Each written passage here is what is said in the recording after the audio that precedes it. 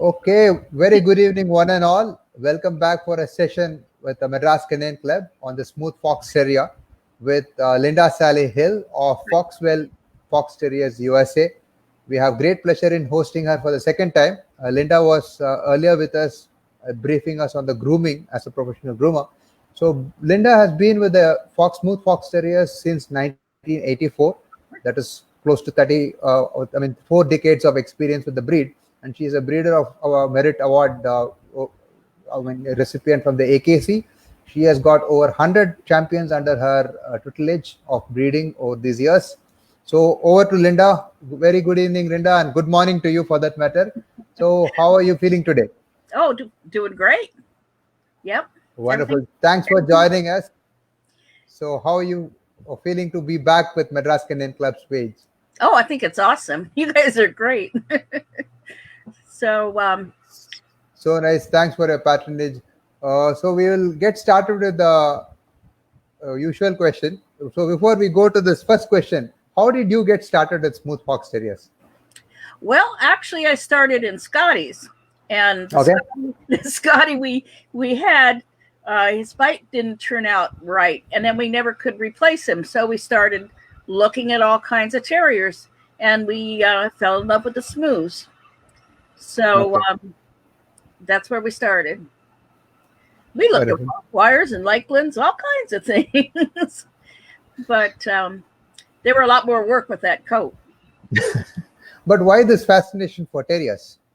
There are so many Oh, other breeds. because you can't tell them what to do.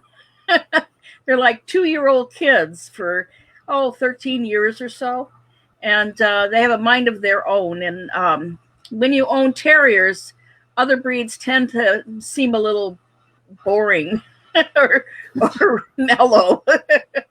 I guess it might be a type A personality in the dog. I don't know. We always That's that's a lovely introduction into the group type for that matter as terriers. So we'll get started. Sid, can you give us the first question? So they're a the lot. usual question that we ask. So can you talk about the origin of the smooth and the wire fox terrier breeds? Well, actually, they mostly started as Jack Russells back in the 1800s or farther back than that. And there was a gentleman in England in the hunts, is what they called them, which were the old estates where the owners had terriers and horses and hounds, and they would ride to the hunt. Well, this fellow's name was the Reverend Jack Russell or John Russell, but they called him Jack, was his nickname, and he had his pack of terriers. So eventually, when he passed, they named those dogs after him. And everything is always with people; they like competition, and so one group took their breeding one direction and the others took it the other way, where the Jack Russell people bred them for their best hunting attributes, and the wire and smooth people wanted them to be show dogs. So they kind of slowly bred for a more showy, taller, horse-like looking dog. And then eventually the wires split off from the smooths because they needed to grow more hair. And that was kind of the start of the whole thing. And then people Yeah. carried it. They split the breeds in 1984 before you could crossbreed with them. But it was a reason they split them was because of the coat. A lot of times, if you bred a wire, a smooth to a wire, you'd get Fu Manchu, so you'd get more of a broken coat.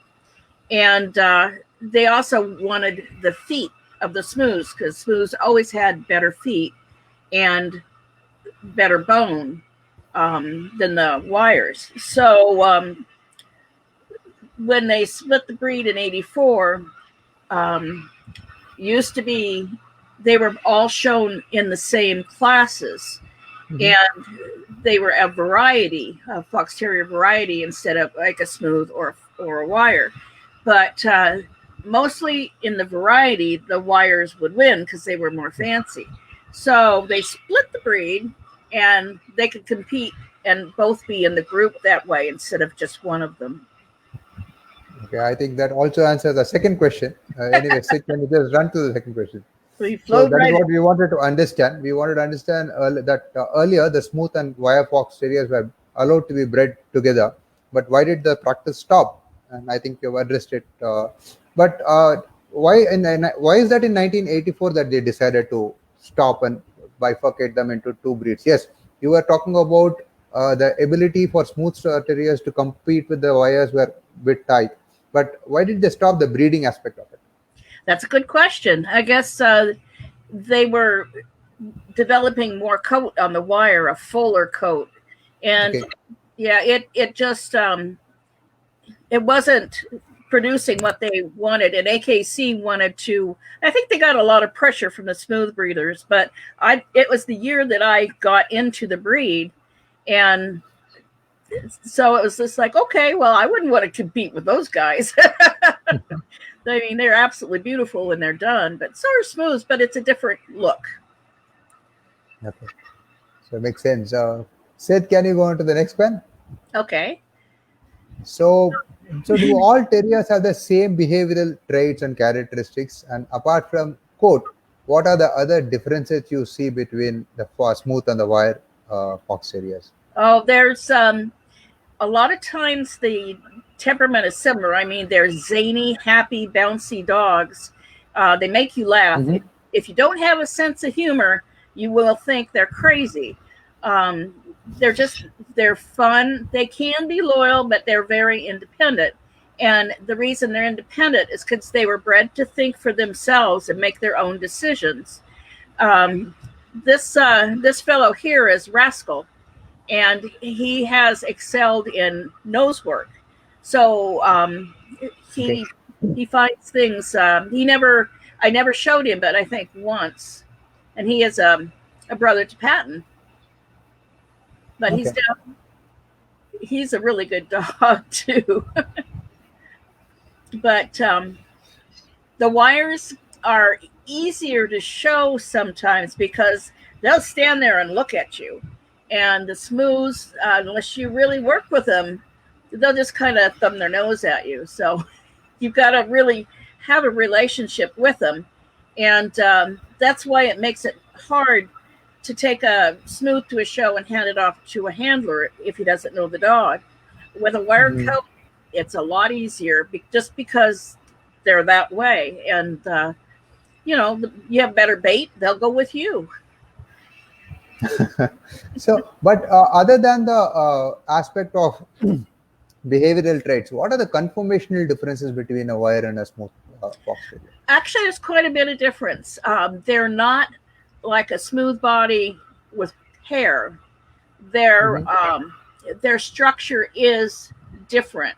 Um, how they come into their neck, into their body, the structure of the rear um, is quite a bit of difference, and you need to run your hands over them, and you'll see. It's easy to get a larger dog, breed a larger dog, than it is a smaller, really tough dog. So um, the wires I think are coming down in size now, at least in the states, and Okay. they're looking more like a smooth outline. But also, it depends on the grooming of the dog and the coat. A lot of factors go in that coat. You've got food, exercise, temperament, the atmosphere. If you have, good air, bad air, whatever, it all comes into play. Smooths are a little easier in that respect, but with both breeds, sometimes you can get allergies Hmm. from the different things. So you just have to kind of find the line that works for you that doesn't have the things that you um, can't can't work with. Okay. That makes sense. Yeah, sure, does make sense, Linda. Okay. Sid, can I go to the next one? But but Sid, can you give us the next question, Sid? okay, yeah, go ahead. Do we have any questions? Okay. But Siddharth, can you give us the next question? yes. No, we're still on the same question. We do. 5 seconds. Also, generally the wires have the show ones have a narrower back skull than the smooths, a little Okay. longer muzzle. Mm-hmm. Okay. Next, yeah. I think there's some technical issue. Just a second. Okay, but I will try to. they're both wonderful breeds, and they have their own attributes. They're both fun to be with. The only major difference um, that you can see, anybody can see, is the coat. And it takes time if you don't understand hand stripping. Mm-hmm. But to get that dog looking like a show dog and get that coat just so, you got to work on it every day, every other day. You can't just take it to a groomer and have it done once every few months. Okay. I've had to educate my clients on that, and it's been interesting. Learn how to explain it can be difficult, but you got to layer your coat. Yeah, So you were discussing about it during your session on the grooming of how the right, layering of the coat makes a lot of difference in the wire fox terrier's presentation as such overall. or any wire coat, yeah, because you whatever you pull out starts growing. And True. actually, I have a smooth that I have to hand strip too, which is the first time I've had one with that kind of coat. It doesn't grow long, but it Mm-hmm. gets thick. So Okay. it doesn't look good if you scissor it, or if you work it. You have to just kind of pluck it out in the spots that it needs, and it really looks nice. That's my Parker. But Okay. So Parker, you're saying that Parker needs to be hand stripped. yes, he does.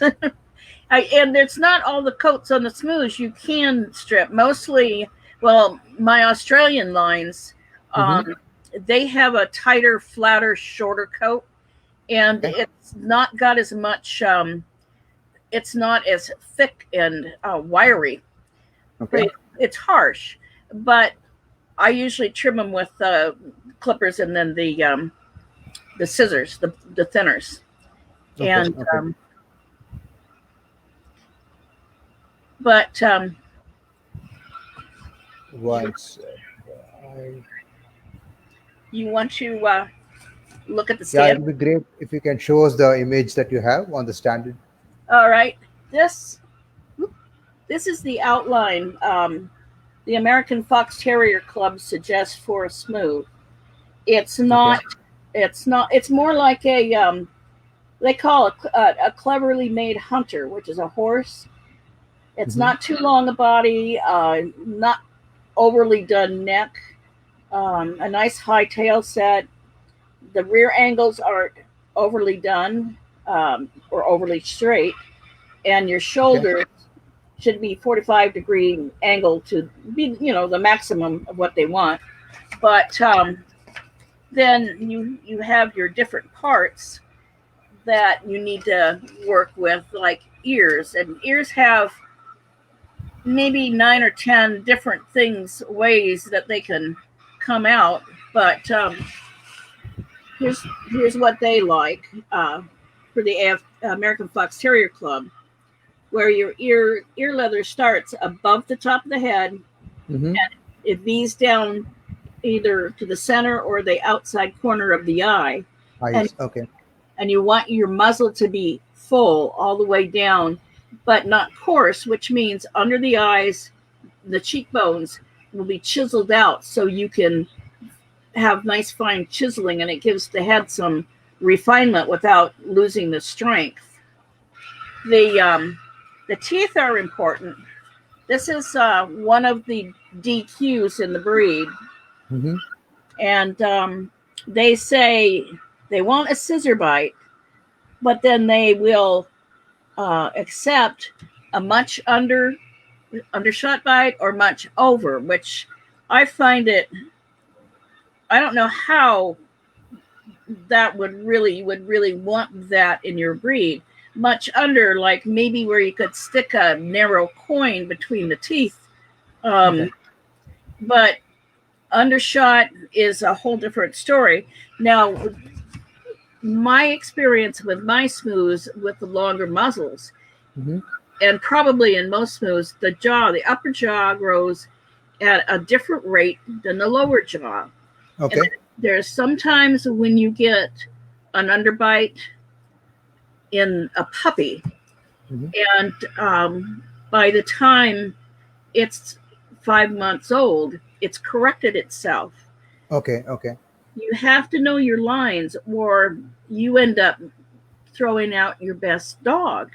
What I've done is just have my vet take the baby teeth out so they're not bumping each other, and Okay. it's happened I think on three of my puppies. Okay. They've corrected themselves and gone on to be group winners, some of them. Wow.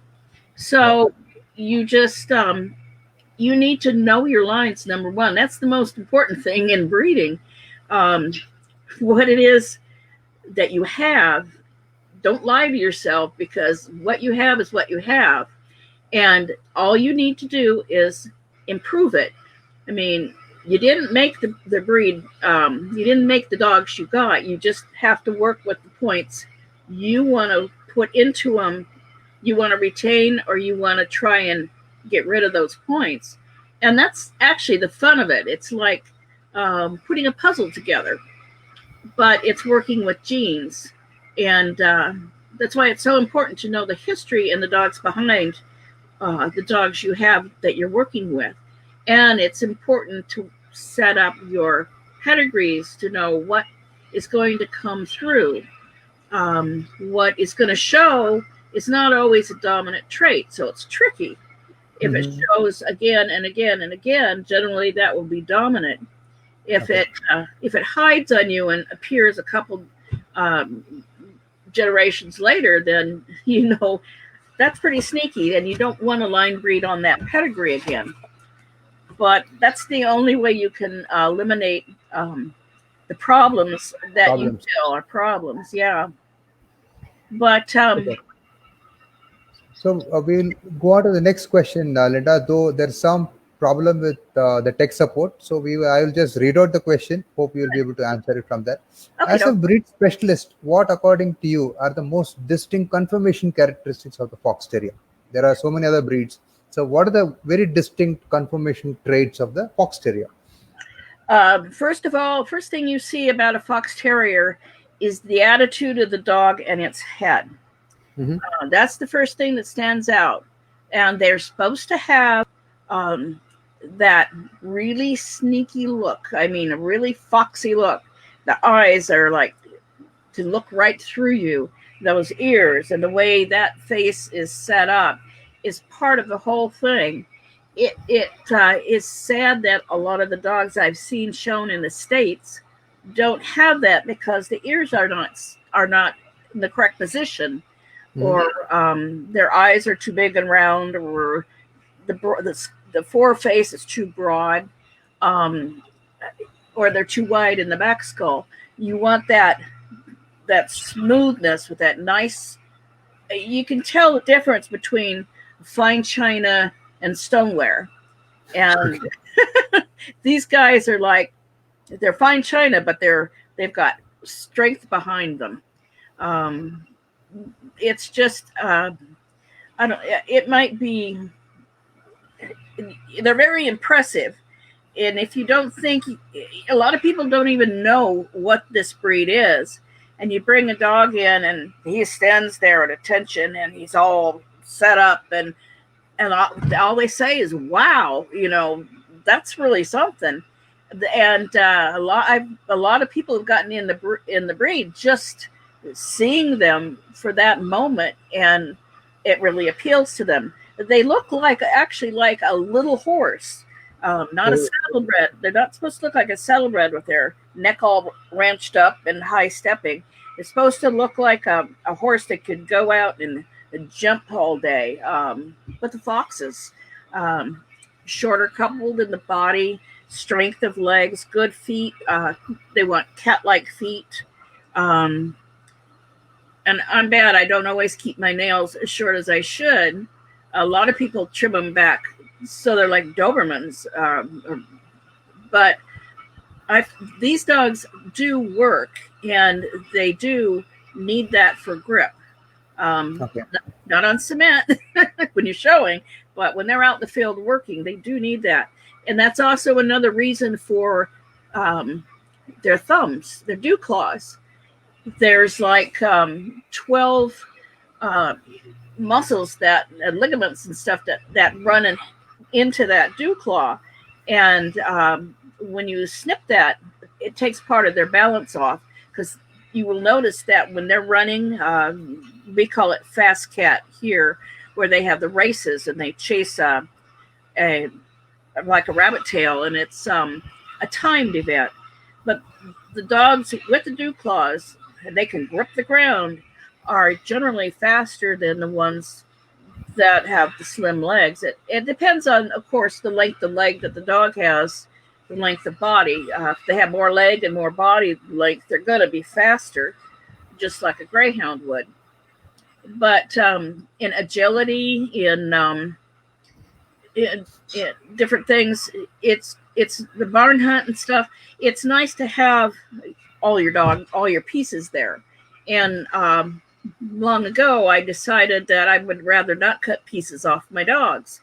And I generally have natural tails, and I have dew claws. And you hear the a lot of folks say, well, my dog catches his dew claws on things and tears them.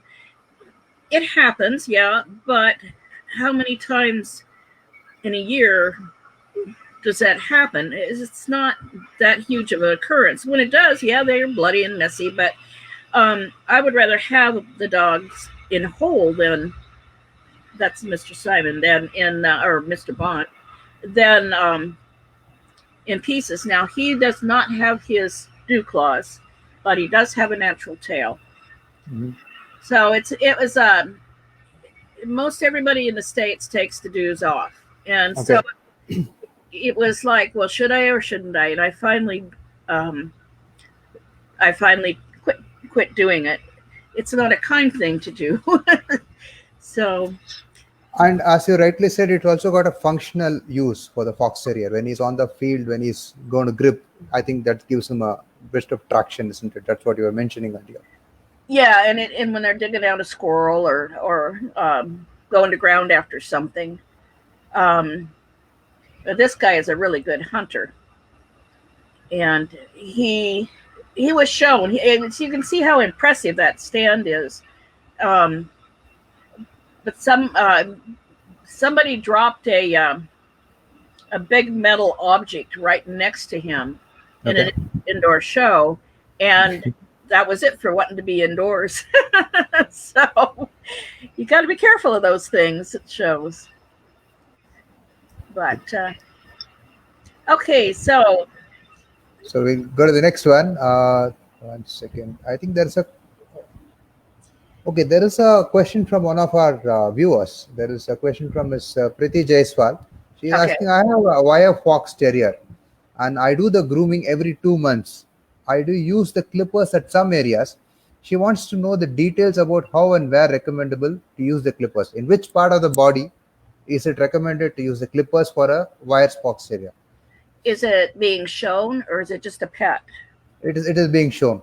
I know this lady personally, and she does show the dog. No clippers anywhere.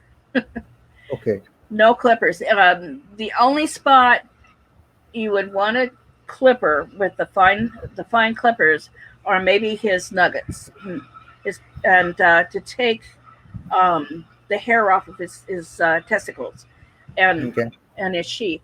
But otherwise, it should be handwork or work with a stripping knife.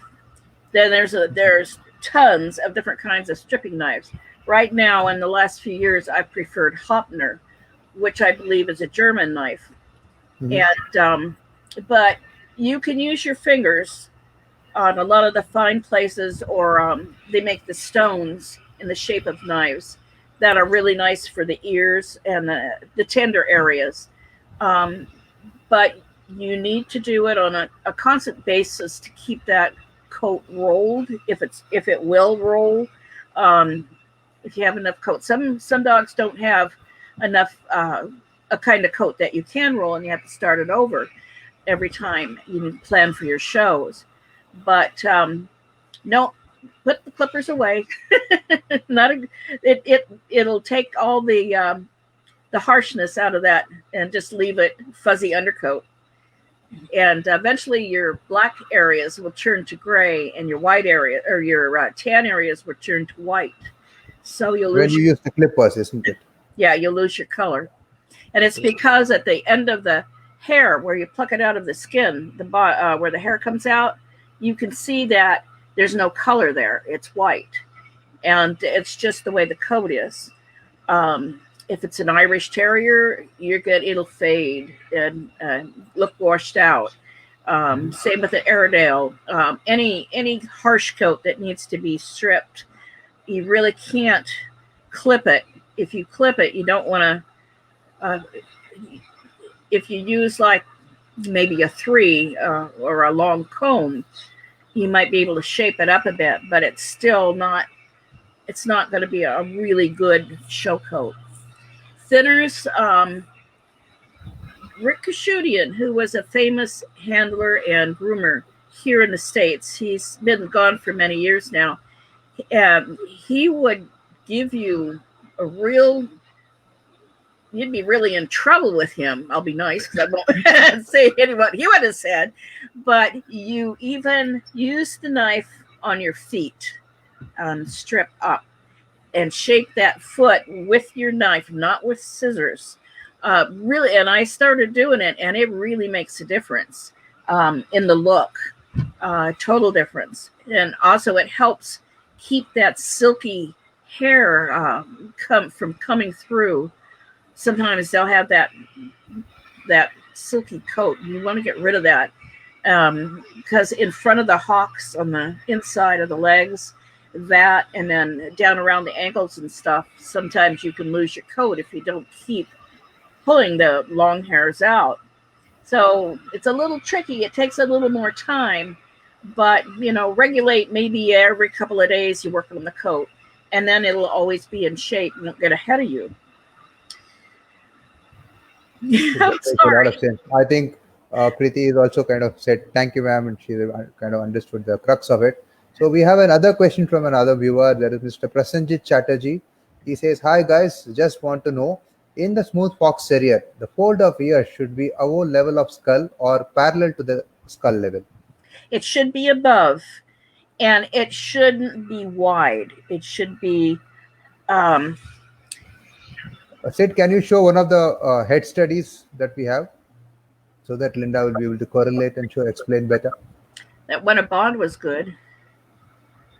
It was a straight-on head. But you want the ear leather up above where the fold is, up above the top of the head. You want the head to be as flat as possible, and then you want the tops of the ears, if they are as level as possible, like this guy. There he is. You can see how the tops of the ears are. So can you zoom our view? Pardon? No, I'm asking Siddharth to zoom our view so that you will be able to show the picture well. Okay.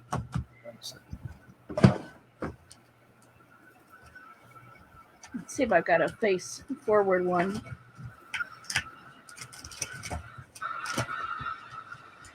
Most of these there you go, Linda. You would be able to now show that picture. We will be able to see the presentation as such of how the ear needs to be. The picture from the standard. Okay. Yeah. Right. See, you don't want them. It's better to have the ears closer together on the inside than it is too far. but the ear fold should hopefully be level at the top instead of like folded at an angle, and then point down to the eyes. Generally, they say to the outside corner of the eye. Okay. Yeah, I think he's showing us straight in.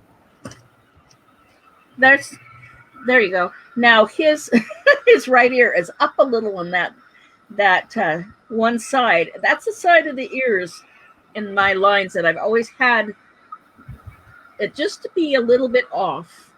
But that's a good. There's better ears. There is better expressions than that. This one, this is that dog's mother. Okay. But if you can find the one of the puppy or the one of Quincy, where his name's written on it, that's a really good one for ears. Yeah. There you go. Sid, can you zoom it a bit? Yeah, thank you. Yeah, there. That is a fox terrier look, and I had the honor of being under Winnie Stout when she judged Montgomery County a few years ago, and she put this dog up for his class, and she put in her notes about the judging that this dog had the most exquisite head she had ever seen on a fox terrier. And I took that as a huge compliment. He is a beautiful dog, but he could really use himself and use those ears. And you can see he has a very slender back skull in his cheeks with a strong muzzle. But that's kind of the idea you want to look for or work toward. Once you start breeding dogs with good ears, you can usually keep them. But you got to remember, if you go out to one who doesn't have the ears that you have, you've got to step back and come back in your line to make sure you don't lose them. Okay. So that is a trait that we can even lose in a single generation's breeding, is what you're saying. The right ear placements.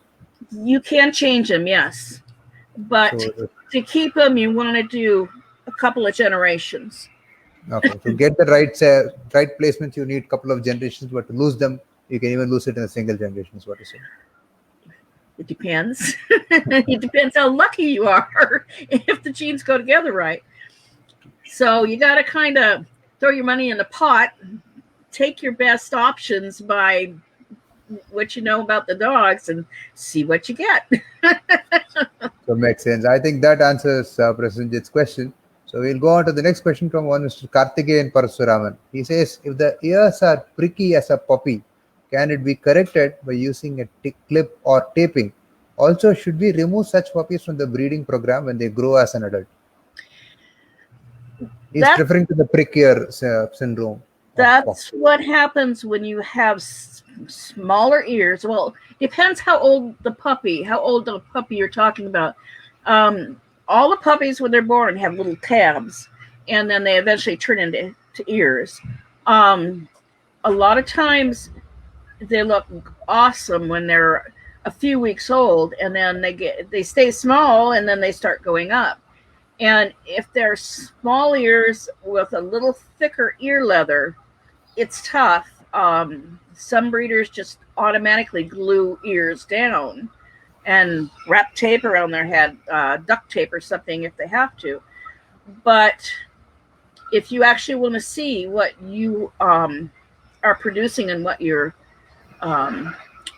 using, let them. Well, if they grow up to be prick ears, then you do have an issue. In those dogs, unless you put them to something with really good ears, excuse me, it depends on if you're willing to take a chance to breed another litter with knowing the possibility, or if you want to remove them, put them out as a pet, excuse me, and take the better ones and go from there. The only way you're going to get rid of it is to try and breed it out. if you keep breeding the same thing, you're probably going to keep getting the same problems. So you need to change up something in that line you're using. As a continuation to this question, there is also this practice of castrating the ear to get the right fold. How ethical or right is that as a practice? That's kind of an individual call. If as long as you don't actually cut the ear, punch the ear, surgically altered the ear, um, glue is not considered a big issue. Um, Taping it down, gluing it down. If you glue it the tip to the top of the head, they're going to wiggle their ear like this and pull it forward, and generally work those muscles in the back of the ear and make that stronger, so it's going to pop up when you get that stuff off of him. Surgically altering, that's not an ethical procedure. I know it's done. It's been done since the dogs began, and it's done so the dog can win more. That's a political decision, and it's a personal choice. I don't condone it. AKC, that's a big offense with our American Kennel Club. But it's just, especially if you show the dog that's tampered either with the tail or with the ears where they're surgically altered, why? That's my question. What do you expect to get? You take him out, maybe he's absolutely gorgeous except for those issues, but it's the genes that are in the dog, and it's the genes that you're passing along. Especially bad if you don't tell somebody, like somebody that wants to maybe use your dog. How are you going to explain somebody uses your dog and you get a whole litter of prick-eared dogs? Well, it didn't come from mine. Well, it's just a political issue, and that's up to the person themselves and how they feel about the breed, what their essence is for wanting to breed dogs in the first place.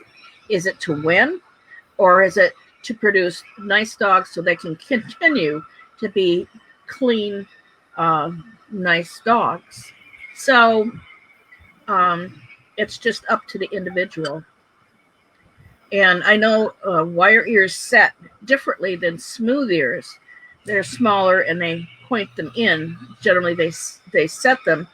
I don't know how many ears are natural. Hopefully, a lot. Maybe just tape and glue. But again, it's just what's the fashion of the time in the ring. The ring does bring forth things like so and so's winning, so I might want to go to the look of that dog, whether it fits the standard or not. You really should try and stay as close to the standard as you can. Otherwise, we'd have to rewrite the standard again and again. And a lot of people have wanted to rewrite the standard to what they breed, but the breed is it's all interpretation.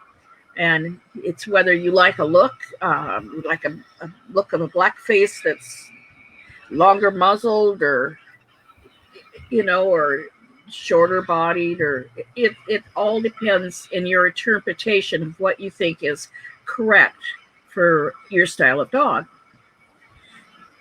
Fair point. I get the hang of it. So we go on to the next one, Linda. There's one from Mr. Benzi Jerome. So he is asked, how often do smooth fox terriers shed hair? Shed? All the time. You have to like white hair. They mostly shed in the spring, all over the furniture, clothes. And in the winter they have the very they change coats. But they're a short-haired dog, and their hair is always renewing. So they're always dropping hair. I mean, you always are going to wear it unless you have denim on, pretty much. But even when I showed dogs to work full time, I'd go downtown and it was on the walls of the elevator. It was on my chair at work. So they do shed a lot. Nice warm baths once a week will help with a good shampoo and a lot of moisturizer so they don't dry out. Okay. But is there a seasonal shedding pattern also? Like as you said, you're saying that they'll shed in the winter. They have that excessive blowing off or changing of the coats. Is there a seasonal pattern also associated in the shedding of for the majority? Yeah, they can blow it usually in the spring and then in the fall. Mm-hmm. So when the weather changes, at least we have 4 seasons here, and it's noticeable. Sorry, you have You have a summer all throughout, so you have one season? No, 2 seasons. You have wet and dry, right?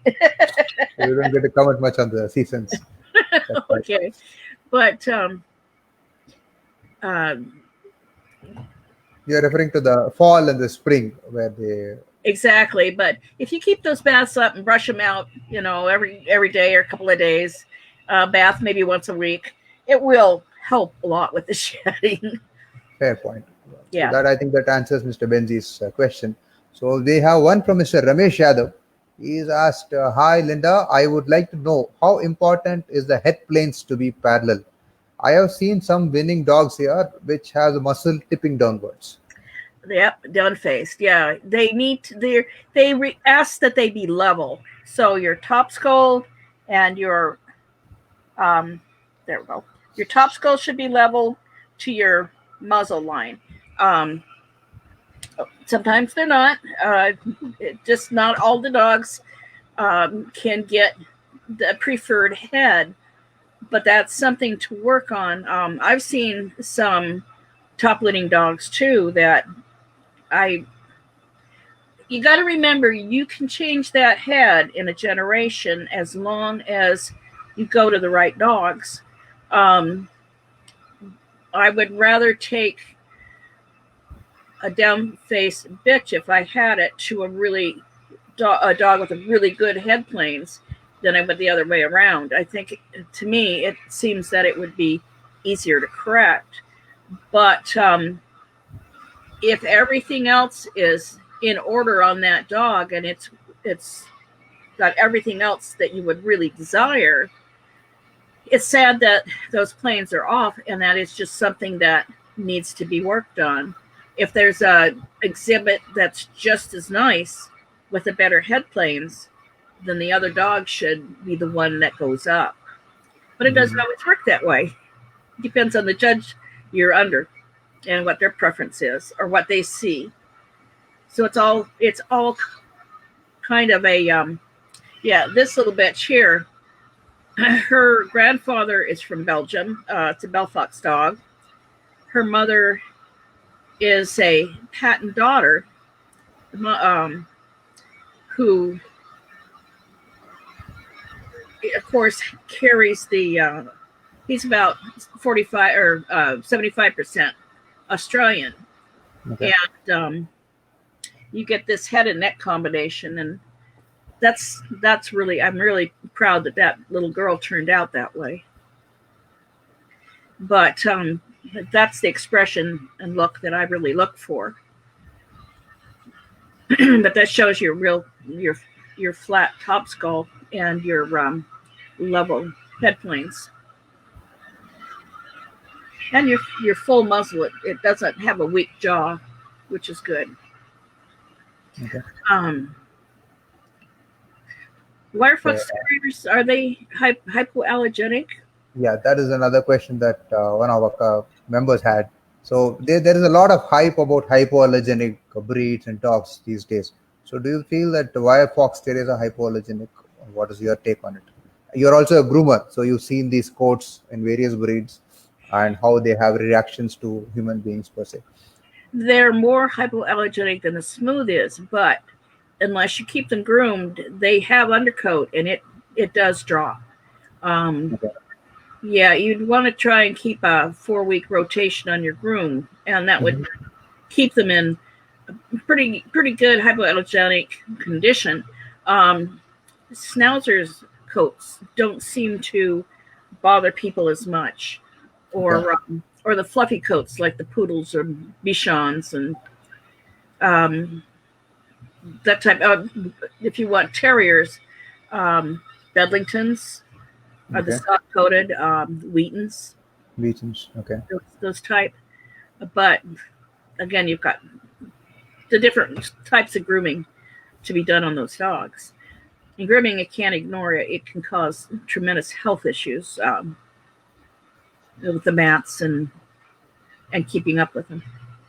But But in general, you're saying that a wire fox terrier is hypoallergenic if the coat is taken care of properly, isn't it? if it's taken care of properly, and you can find some, if you're lucky, without a profuse undercoat. Mm-hmm. But as long as you keep your grooming up, they're more hypoallergenic than the smooths would be. Smooth. Yeah. So I think that answers the question. And going back to Ramesh's question, I had an additional point to ask. You're talking about the head planes. We're talking about the head of the smooth fox terrier. There are so many distinct aspects to the head. So do you think a smooth fox terrier is a head breed? I would say it is, because you can take this head and maybe put this on a so-so body, but once you see that head, you fall in love with it if you really like this style. Generally, you will fall in love with a dog with a beautiful head over a not so pretty head but a lovely body. So it really is the first thing you see on any dog is this head. It just stands out, and following the head is the attitude. So there again, and then it's just it's interesting to see how people relate. But when I have people come up to me and want to know about the breed, it's usually because they like the look of the head. And yeah, this guy, he's a real he's got a lot of good feel in there, but he's not coarse, and he's never coarsened out. Even he's gotten plump, but he's never coarsened out like some dogs. But my lines mature slowly. They're not going to be fully grown and fully filled out until they're about 3. They'll look their best when they're 3 years old. Some dogs, lines, they go in and they finish when they're 9 months old, 7 months old, and you wouldn't want to see them when they're 3 years old. It's just, go back one. The picture you had before, Simon. This dog here. Can you zoom it? Yeah. This dog here is in this photo. I think he's about 4 years old. This dog is the only dog of mine that has finished in 3 days, back to back to back.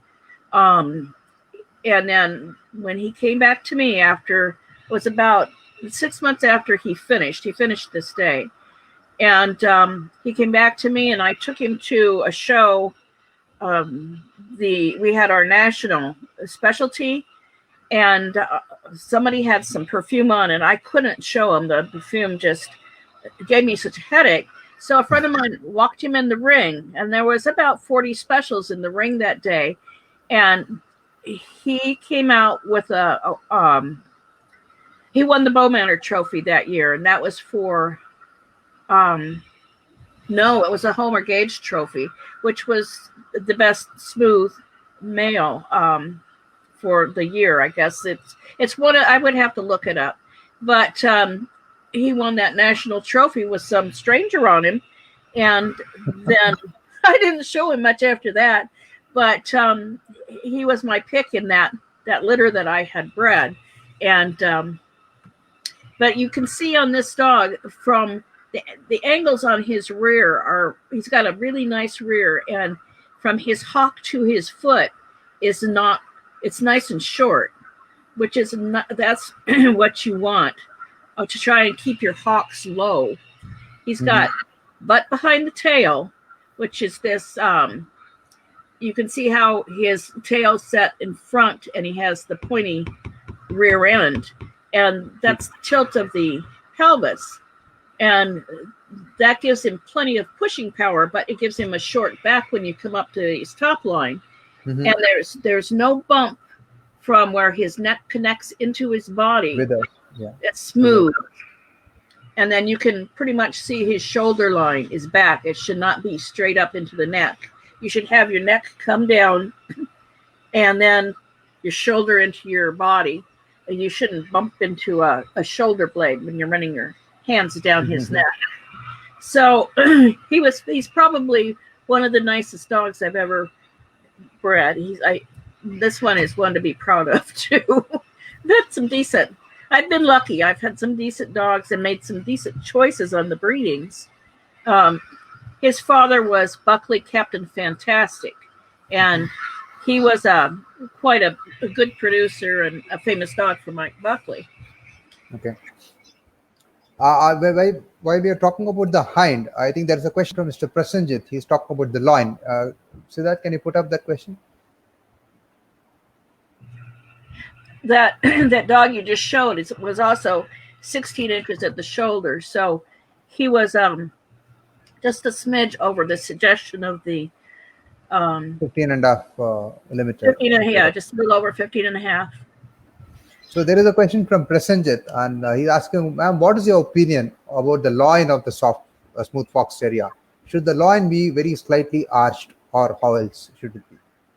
Yes, it should be according to the standard, but most breeders feel they want it flat, which to me is like when I was in Arabian horses. A horse's back comes down a little bit and then it rises up on the croup, which is like these dogs. It shouldn't be the loin, it should be the croup. And they decided that wasn't good, so they bred it flat, and then the dog couldn't move well. They need just a little slight arch over there when the back stops and the croup begins. Yeah, just a slight arch where you really don't notice it. You can groom it out if you have enough hair, but because of the outline look. But actually, it should have just a little slight arch. Okay.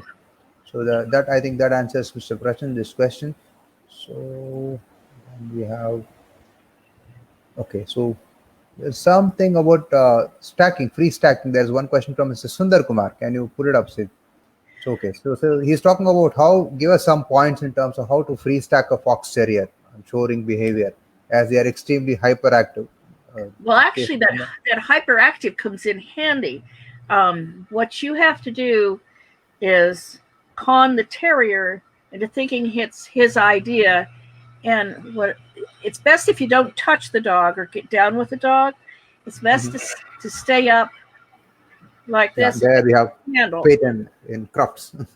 And so you use everything. You find something that dog really likes, but like if it's food, don't use too much.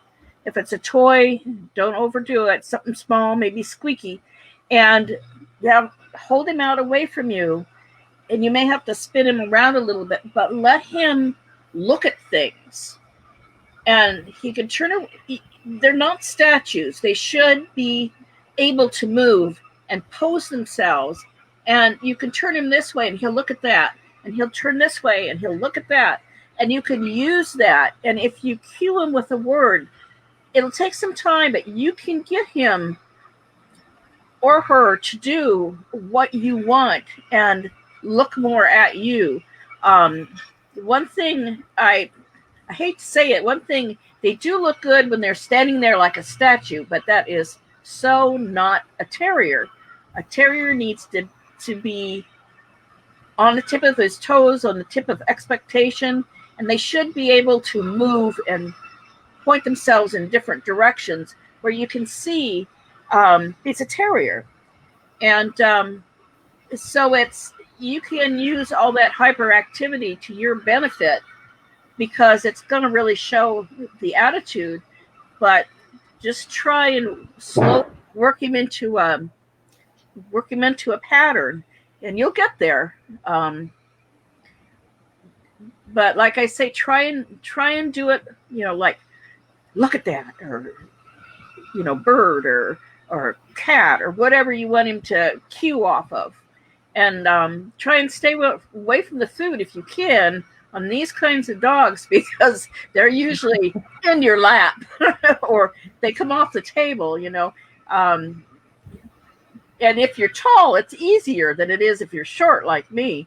But just try it and see. You can always send questions through Jay if you have if it isn't working for you, or if you need more suggestions.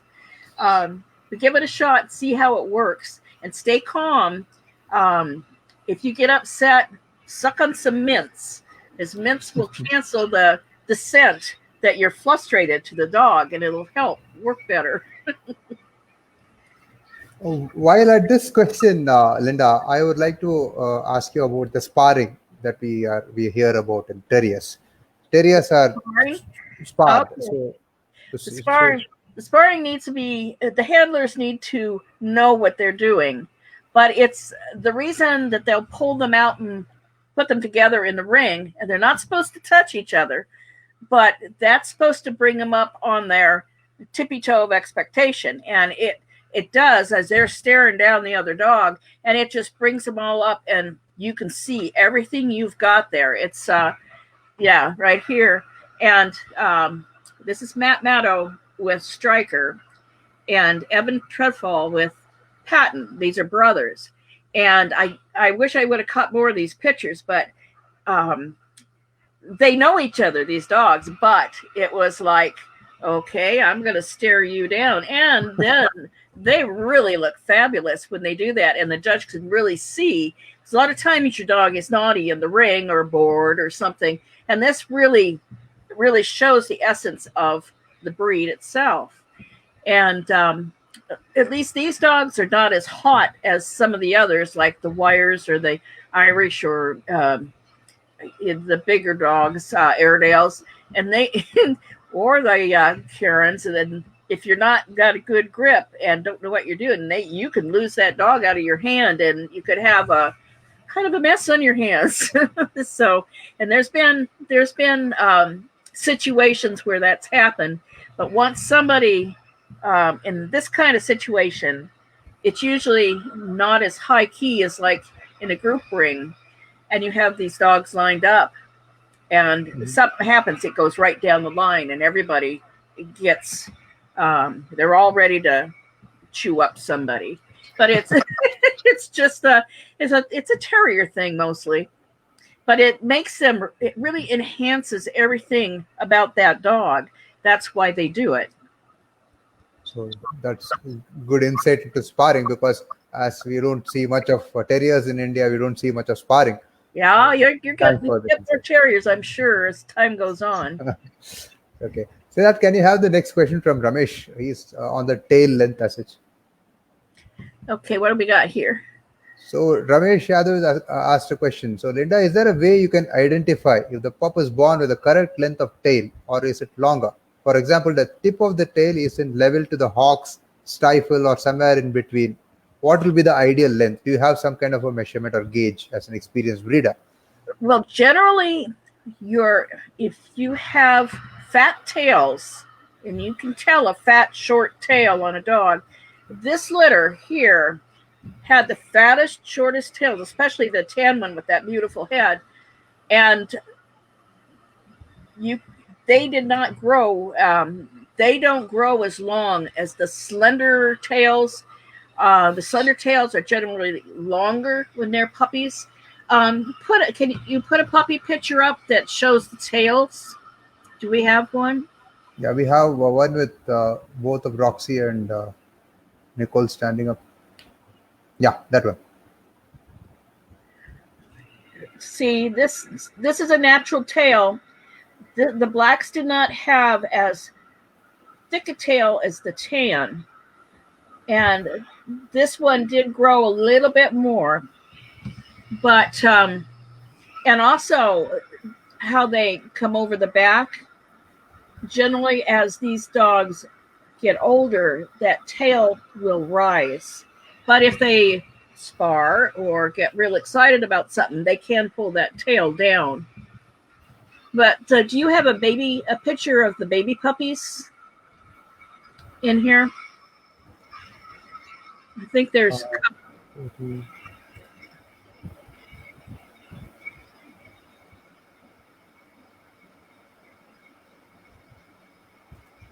There will be one of both of them standing. That wasn't a bad one. No, the one laying down. Okay. See, can we see tails in this one? Can you make? Just, yeah, he's zooming. Okay. See how this is a nice length here, and this is Raven. These are nice length tails here. I don't know. I've never measured them down. What I've done is I've held them under the jaw here, and then held them up by the tail when they're a couple weeks old, and you can see if that tail goes past the occiput of the head. So I've seen so many tails, though, that I understand if it's going to be long or if it's going to be shorter. It just depends on the more bone and substance your dogs carry. Generally, that tail will be fatter and shorter. I had one bitch many years ago that had it almost looked like I cut the tail too short, and that was her natural tail. Oh, okay. She was more like a bobtail then. Yeah, but she was a real chunky girl. All her life, she was just a nice size, but solid. I mean, you pick her up and she had weight to her, but that tail was naturally short. And I have heard some fox terriers have been born without a tail. It's not common, but it has happened. You at least want a tail on there. It makes a lot of difference. But what do you do with those kind of puppies? In sense, there's no tail at all, so they get placed as pet puppies. Pardon? The tail? And there is no tail at all. You were talking about referring about. Definitely, I would go for a pet. It's something in there that either went amiss in that individual puppy, or there's something there. Now I don't see it very. I mean, there's only one picture that I have seen of it, so I know it has happened. But I've never heard of it, or nobody's ever talked about it happening. So I don't think it's a common thing. Fair point. Okay, so I think we'll also look into our set of questions. So Sid, can you pop up our questions? Oh, let's see here. Okay, so in our line of questioning, we had the next question on what is your view on whether the breed has improved over the past 2 decades, and can you shed some light on which areas they have improved well? Okay, that's 20 years. This is 2000, so that would be or 2020. That would be 2000. In 2000, my boy that finished in the 3 days, that was his era. And then I started finding thyroid issues, major thyroid issues happening in my dogs. And they were very line bred to fox den dogs, which were based off a lot of English dogs. So however they went together, I started getting issues with the thyroid being temperamental, not coming in season, gaining weight quickly, like you barely feed them anything and they get Yeah. And so for me, I placed my dogs and started over. That's when I brought in the Australian stock. Okay. They're a little bit different on their ideas on breeding, and they don't throw the baby out with the bathwater, but they watch it. And then things that are an issue, they wean it out of their program. So that's not necessarily what happens in the States. So I've seen a lot of really nice dogs come along in that era. That was pretty much past the era of Tarb the Brat, which was the great top producing dog, came over from Australia to the States.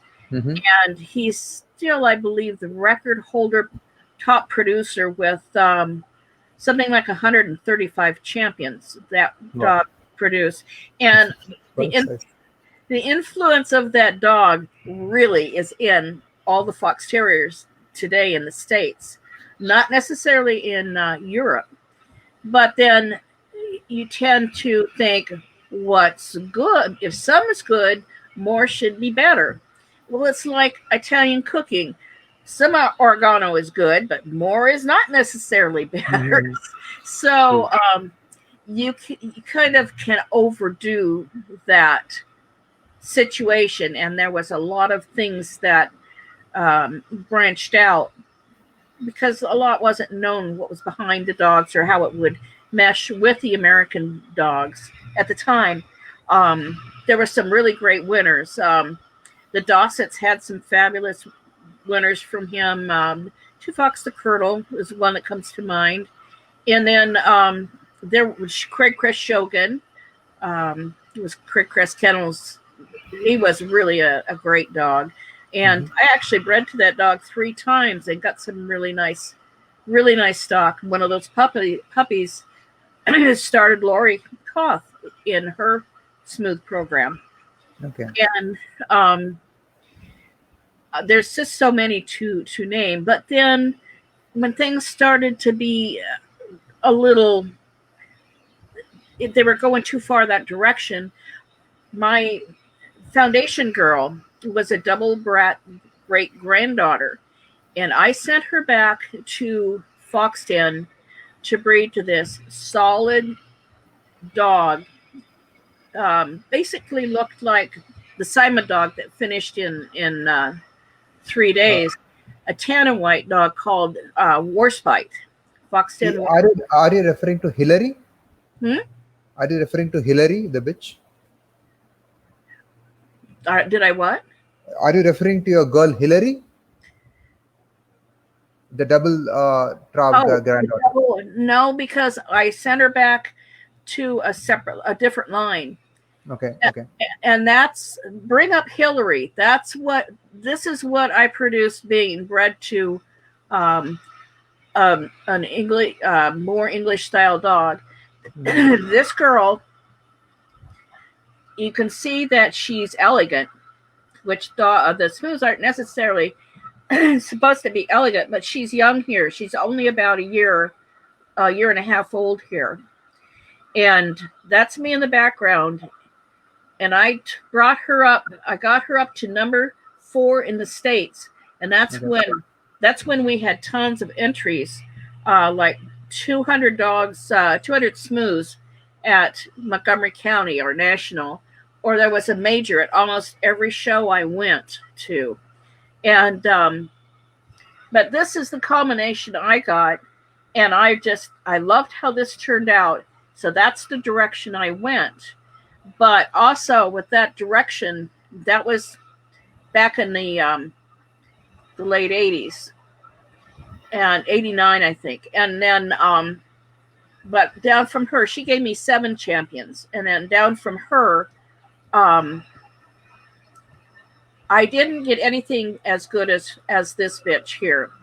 But it was the blend that brought me, it was a look that I liked, and I took the Australian dogs with the Grumpark breeding and the Rama breeding, and I managed to put together this same look.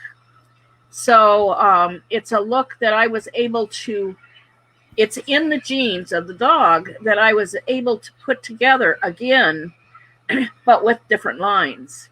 So I always thought that was kind of fascinating. But how different lines were able to produce what you wanted to produce. Right, that's how I saw the dogs to be able to go to that direction. It's interesting how flexible these lines are. I mean, you can produce a lot of different styles. in these dogs, and they still fall under the standards. But I think the test is being a breeder is having a style of your dog that people can recognize no matter where it is. And I've managed to put that together not only here in the States, but in Europe now, since Patton went over there and had a very successful trip and produced many really, really lovely puppies. And I'm seeing now that his grandkids still have his influence. So Rage, who I was my first girl from Peter Luton, and it took me 4 years to get something from Peter. He was very hard-nosed, but a great, great man. And I learned so much from him. That bitch was a brother-sister combination. Oh, okay. That's where he had done that combination, he said, a couple of times, and he didn't get problems from it. But that was my key. And if you can, that is the total influence of what has been successful for me in this line. Even though I'm still working on it, it takes a long time. I think I'm into it now about 3 generations for just me. The people in Europe are actually farther along than I am, but more of the people work together there that like that look. And now it's visiting India. But anyway, but there comes a place where you need fresh blood in your line. And I recently got a dog that is not from my lines, but is family way back. And I'm going to see how that works out. He does have some Bell Fox in him, so that is the common thing. I know my line does work with the Bell Fox dog. So you're referring to Parker, isn't it? Pardon? You're referring to Parker. A Patton? Oh, Parker. No, yeah, Parker. Parker. So we have a picture of Parker. So Siddharth can show the picture. Yeah, you do have a picture of him. He's just young here. He just turned a year old. But yeah, do you have Parker's picture? I presume. Sidhu, do you have Parker's picture? Can you just put up? Okay, I think there is again a connectivity issue with Siddharth. That's okay, no issues. We will show Parker's picture later. I put him on my phone. But he is from a breeder that's in Cape Cod. Her name is Elizabeth Tobin, and her kennel is Bluestone. And she is one of the finest smooth breeders in the States, I believe, for the last probably 20 years. Here's Parker. And that's probably about 2 months ago. So yeah. nine months old. So we'll see what I can get when I blend him in with my dogs. I'm hoping and I'm thinking it will work, but only seeing the puppies and what they grow up to be is going to tell me for sure. So I'm going to be about 150 years old before I get done producing my style.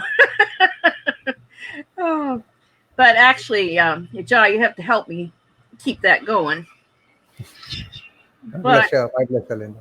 Yeah. So anyway, so while we are talking about the areas that the breed has improved, can we go to the next one, Siddharth? So the other side of the coin, which areas do you think the breed has deteriorated over the past 2 decades? In the past 2 years, it's been shoulders. Okay. We're getting, I don't know, it's hard to understand shoulders, but if you go and examine a nice horse, that can really tell you all you need to know pretty much about shoulders. The scapula needs to be flat. You don't want a deep, there's that bone that sticks up in the middle of it. But you want that flat. You want it to come up to the withers. Do a sideways, a picture profile. You want it to, nope. Put Riley up. Riley's a good one. A stacked picture, so that any stacked picture show the shoulders. But those shoulders are really important because that's going to be pretty much all your balance is over that center point. This is Riley, and he has a little bit where he's under himself, and that forearm needs to be just a tad longer. Mm-hmm. And then it goes into this nice slope for your shoulder. When you get that, you can, and that's built right. You're not out at the elbows or too tight. Then you get your pendulum movement where your leg is straight. You're the same distance between your feet, and you are at the chest where the legs come down. And you have to have that in balance with your rear structure, so that instead of just having you pull the rear along, you want that rear to be a motor and to push forward where it all works in balance. The problem is when you get your straighter shoulders, you can make that neck look a million miles long because you can groom out that lump up here. It makes the back look short, but you don't get to reach. And that leg can only reach as far forward as that shoulder comes back. Mm-hmm. And if you don't, you can tell because the dogs don't have the reach. The one thing that this dog that Liz has out now has a tremendous reach, and I see him move around the ring so beautifully, and the dogs behind him are taking at least two steps or three to his one step. And that's Mm-hmm. all due to the reach. They don't have that layback shoulder. So it all works hand in hand. And so we've lost in the shoulders, and So we've lost in the bodies where we've almost got too much loin area. Mm-hmm. The rib should not come back all the way to the stifle. No, there's got to be a little rib in there, but it shouldn't stop halfway down the dog either. That's what is well ribbed up. It took a while to figure out what well ribbed up meant. And you can see there's not a forechest on this dog. Mm-hmm. Shouldn't be much forechest. And the underline starts at the elbow and it goes up to the flank. There should not be a dip behind the elbow. Mm-hmm. Where there's a hollow spot, and then it goes down to the chest and up. There's just this dog, as they say, has got a lot of room, a longer underline and a shorter top line, which is what you Mm-hmm. need. And you get a longer body where they're say they're an M instead of an N. Does that make sense? Mm-hmm. Yeah.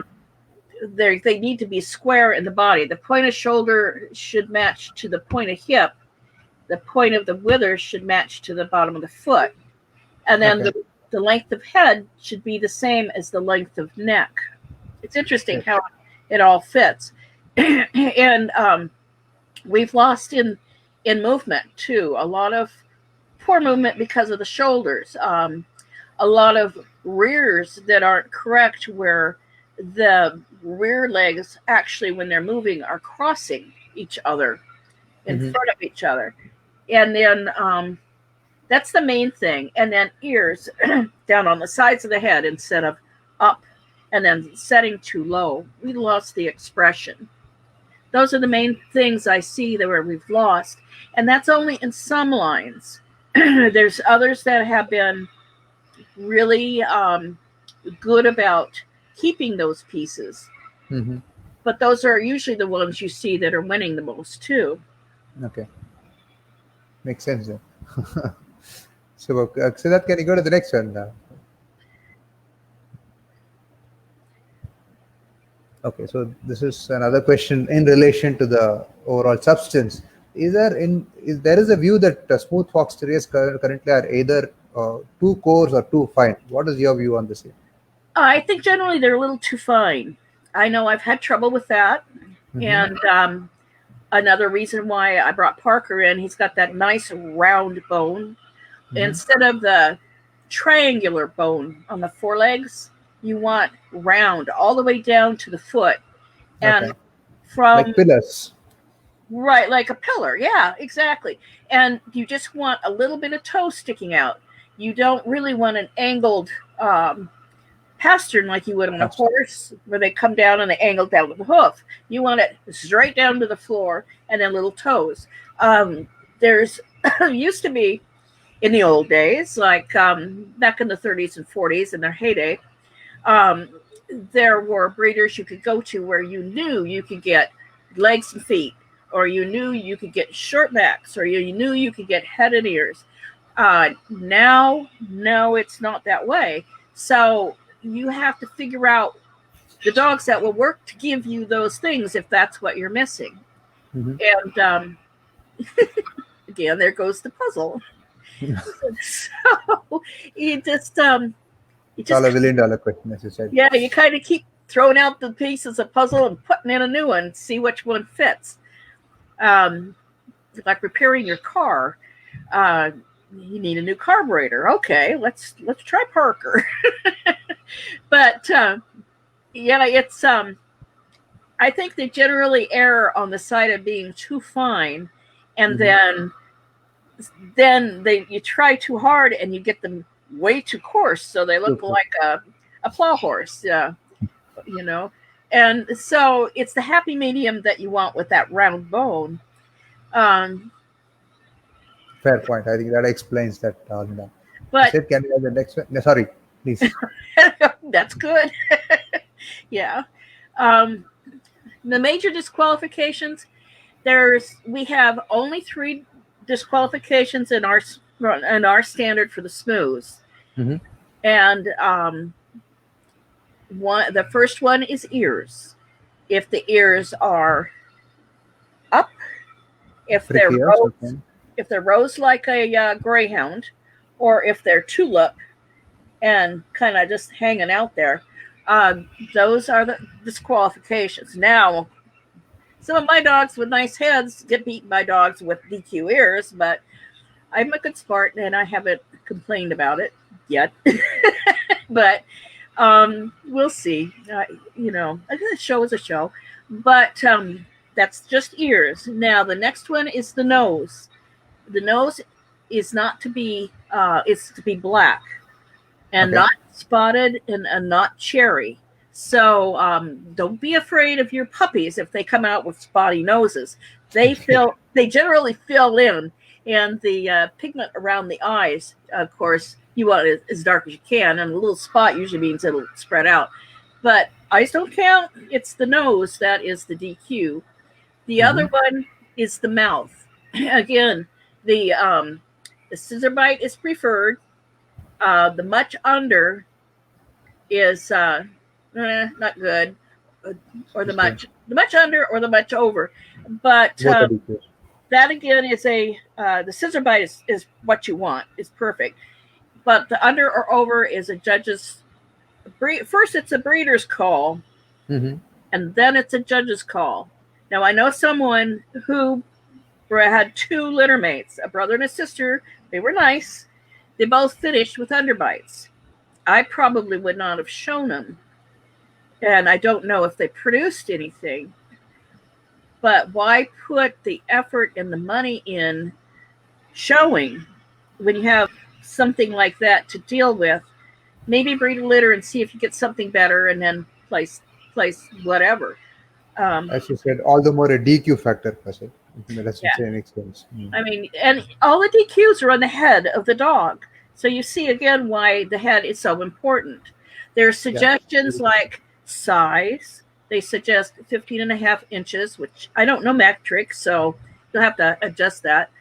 They suggest the dog should be 50% white.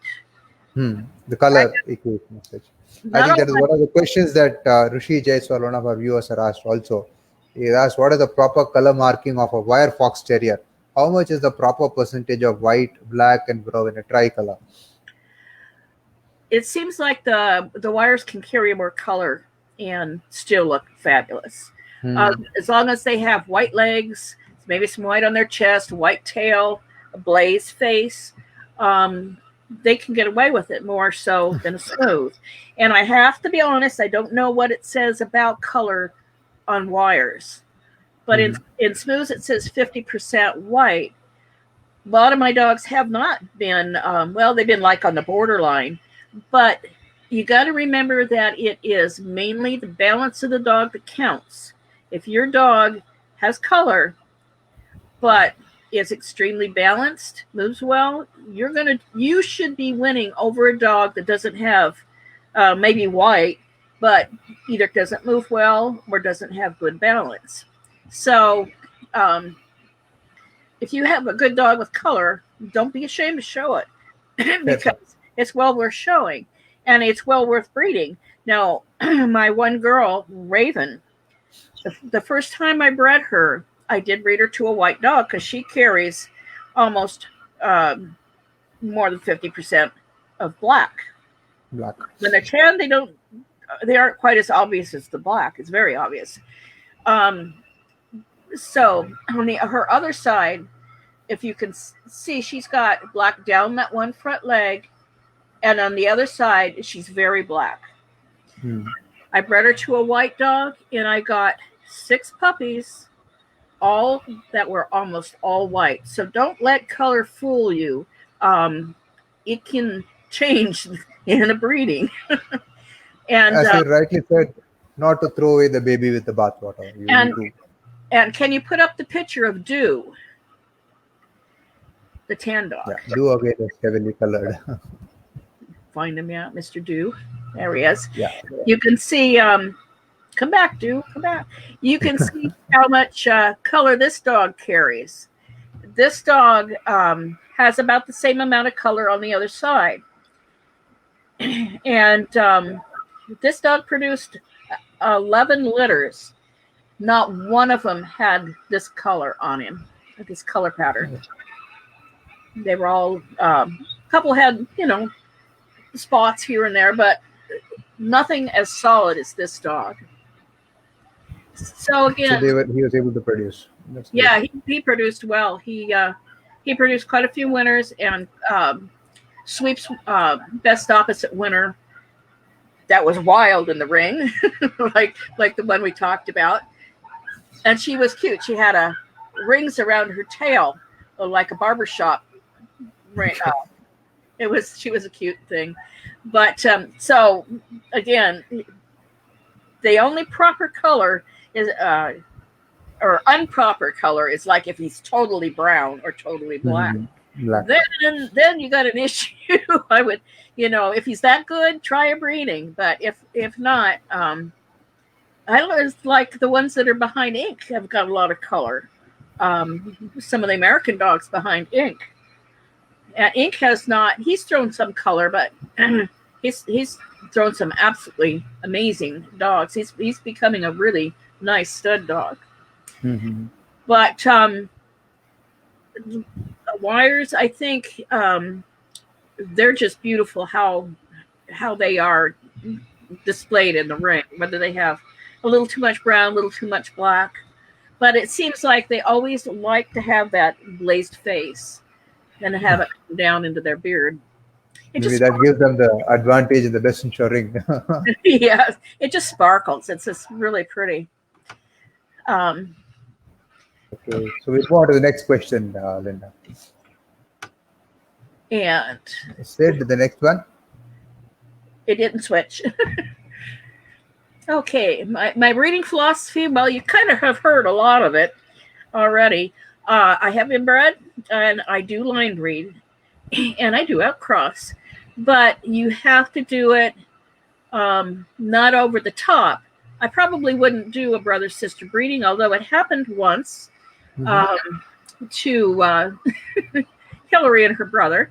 I can't believe he tore that fence down, but lock up the girls when they're in season, that's for sure. But I got a group winner out of that combination, and Dew, the one we just saw, was down from that combination. So, and then of course, Rage being brother sister, and kind of spreading that out, has been my influence. And line breeding is more what I prefer to do because you can keep what you started and not lose it.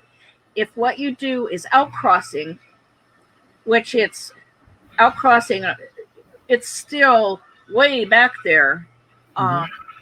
It's still kind of a line breeding, but it's very distant. It's within the families. You're going to have more of a chance to lose what you have if you are not fairly tightly line bred. When you bring outcross in, you bring all those different genes in, and you don't know exactly how that's going to influence what you have put together. So it will either work or it won't work. What interests me with the litters patent produced in Europe is almost every bitch he went to carried Bell Fox somewhere, and then some other lines too. And in pretty much every litter, he had winners. His best get are from Agria in Hungary, and then Russia with Elena. Yeah, the crystal. What is it? Crystal Pace. That's it.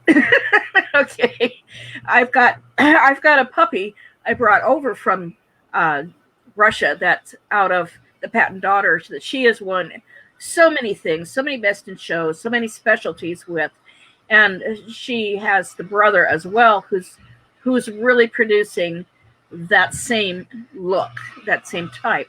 So it's just very pleasing as a breeder to see what your dogs do produce for others. That's the whole story, and you can still keep working on what you're working on, but the outside people need to use your dogs if it's a style they want to try, and if it works for them, well, it works for me too. So I'm really happy, and I'm hoping I can get another girl from Lena. So it's a half sister to the girl I have, and then we'll put her back to Patton and see what happens, or put her back to Parker and see what happens. We'll cross that bridge when she's here, and I can study her and see what combination I feel would work best for her. But yeah, you can't limit yourself into any of the line breeding or inbreeding or outcrossing. You need to just kind of be open. You can put yourself in a corner. It is really easy to breed yourself into a corner and not have anywhere else to go, and not have your dogs work with any other lines. That's you got to start over. And it's kind of like me starting over with the thyroid issue and keeping away from that. So it's just a balancing act. So mainly what I don't do or try not to do is within the first few generations, which is you really need to know the dogs, is breed to the dog that has the same fault as your bitch. Okay. That's the most important thing you can do. Attributes, that's fine, but it's the things you need to change. If he's got that in common with her, you're 50% doomed from the start. True. That's there. As you rightly said, when you're setting up your foundation, you need to be extremely careful. Yeah, and then health-wise, on my dogs, I have a smear done on the girls to make sure that there's nothing they're carrying. I found out that they can carry things, and it can cause the issues with your puppies. And you can have, I had a litter, it was a big litter, 6. I had 2 puppies that were born. One had hair on part of it, and one didn't have hair. It was really an odd thing. This has been long ago. It was back in the 90s. And here I am trying to get the puppy going. I look down and it doesn't have but half the hair on it, and it's not made right. Um, it can be caused. Things like this can be caused, or you can lose puppies in utero. You can resorb your litters. Um, there's many things that happen, so make sure your bitch is clean. Just have a smear done, and then run your progesterone test to make sure you know when she's going to ovulate, and you will know prime time for breeding, so you won't wear your boy out. Although he may like it, but it's less wear and tear. And hopefully your vet has access to something like that, and it's not horrendously expensive. It's the best way to go. It's the best way to get an brucellosis test on both of them to make sure there's nothing that's going to ruin your lines. You're going to have a nice, healthy litter, and then you can sort them out from there and pick your best in show puppy and grow it up. That's nice. So can we go to the next one? Yeah, I was asking Siddharth to move to the next question as such. So, now about the choosing of the puppy. What are your tips for a smooth fox terrier breeder by choosing a puppy for the show ring from a litter? Well, you really can't tell when they're first born. A lot of people will say they know, but I knew. I knew in this last litter that little tan bitch was going to be a knockout. But unfortunately, my little black and white girl hooked me, hook, line, and sinker. Put up that baby, the head. Yeah, there is a Siddharth. Can you put up the picture of the small puppy with the head steady as it's? Okay, the other head, but look at that face. Can you walk away from that face? I couldn't.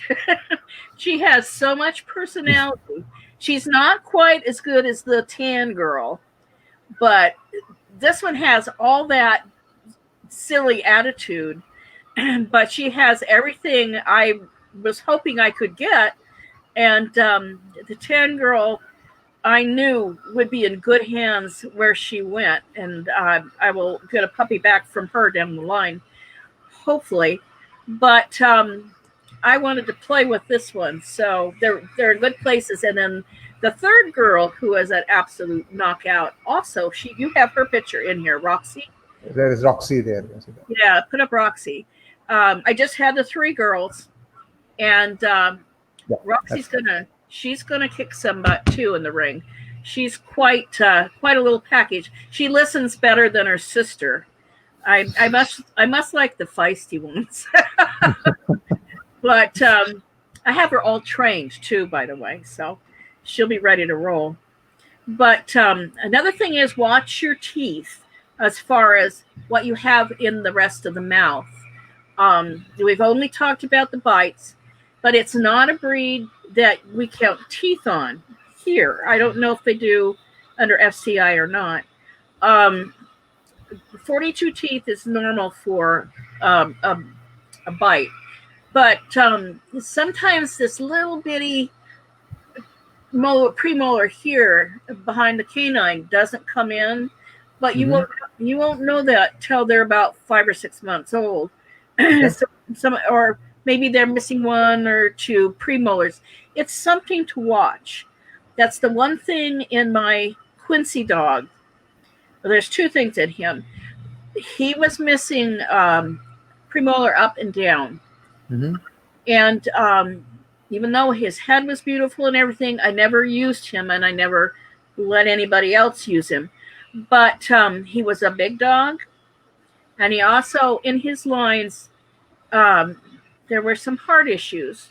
I tested him, but in a dog like that, you never know when it will express itself. And I haven't had to deal with any heart issues, and I wasn't about to start. So after playing with him in the ring, because he was such a beautiful thing, and we stopped having a lot of entries, at the shows because Mrs. Stout moved to Florida, and she usually would help. We would always have enough for majors, and some of our old-time breeders passed away. Mrs. Farrell of Foxton passed away in '94. She always had dogs in, and some breeders, Donna Knipes, passed away recently, and then some people got out of Smooths. Chris Hyman had some nice dogs with Rapidan, and so there's not as many out, and the breeders are spread out enough that sometimes the only time you see them is at the Nationals. Excuse me. But I lost my train of thought. But anyway, when you are choosing a puppy for the litter, you got to wait till it gets at least 8-9 weeks old before you can tell what you're pretty much going to get. What they look like at that age is a pretty good indication of what they'll look like when they grow up. Okay. So 8 to 9 weeks is what you said. Yeah, mine's still a pain in the butt. But we'll go in the ring and make a fool of ourselves. But she's going to produce some pretty puppies, I bet you. So you have one of the best ones, and Agria folks have one of the best ones. And I have the silly one. So we'll see what happens.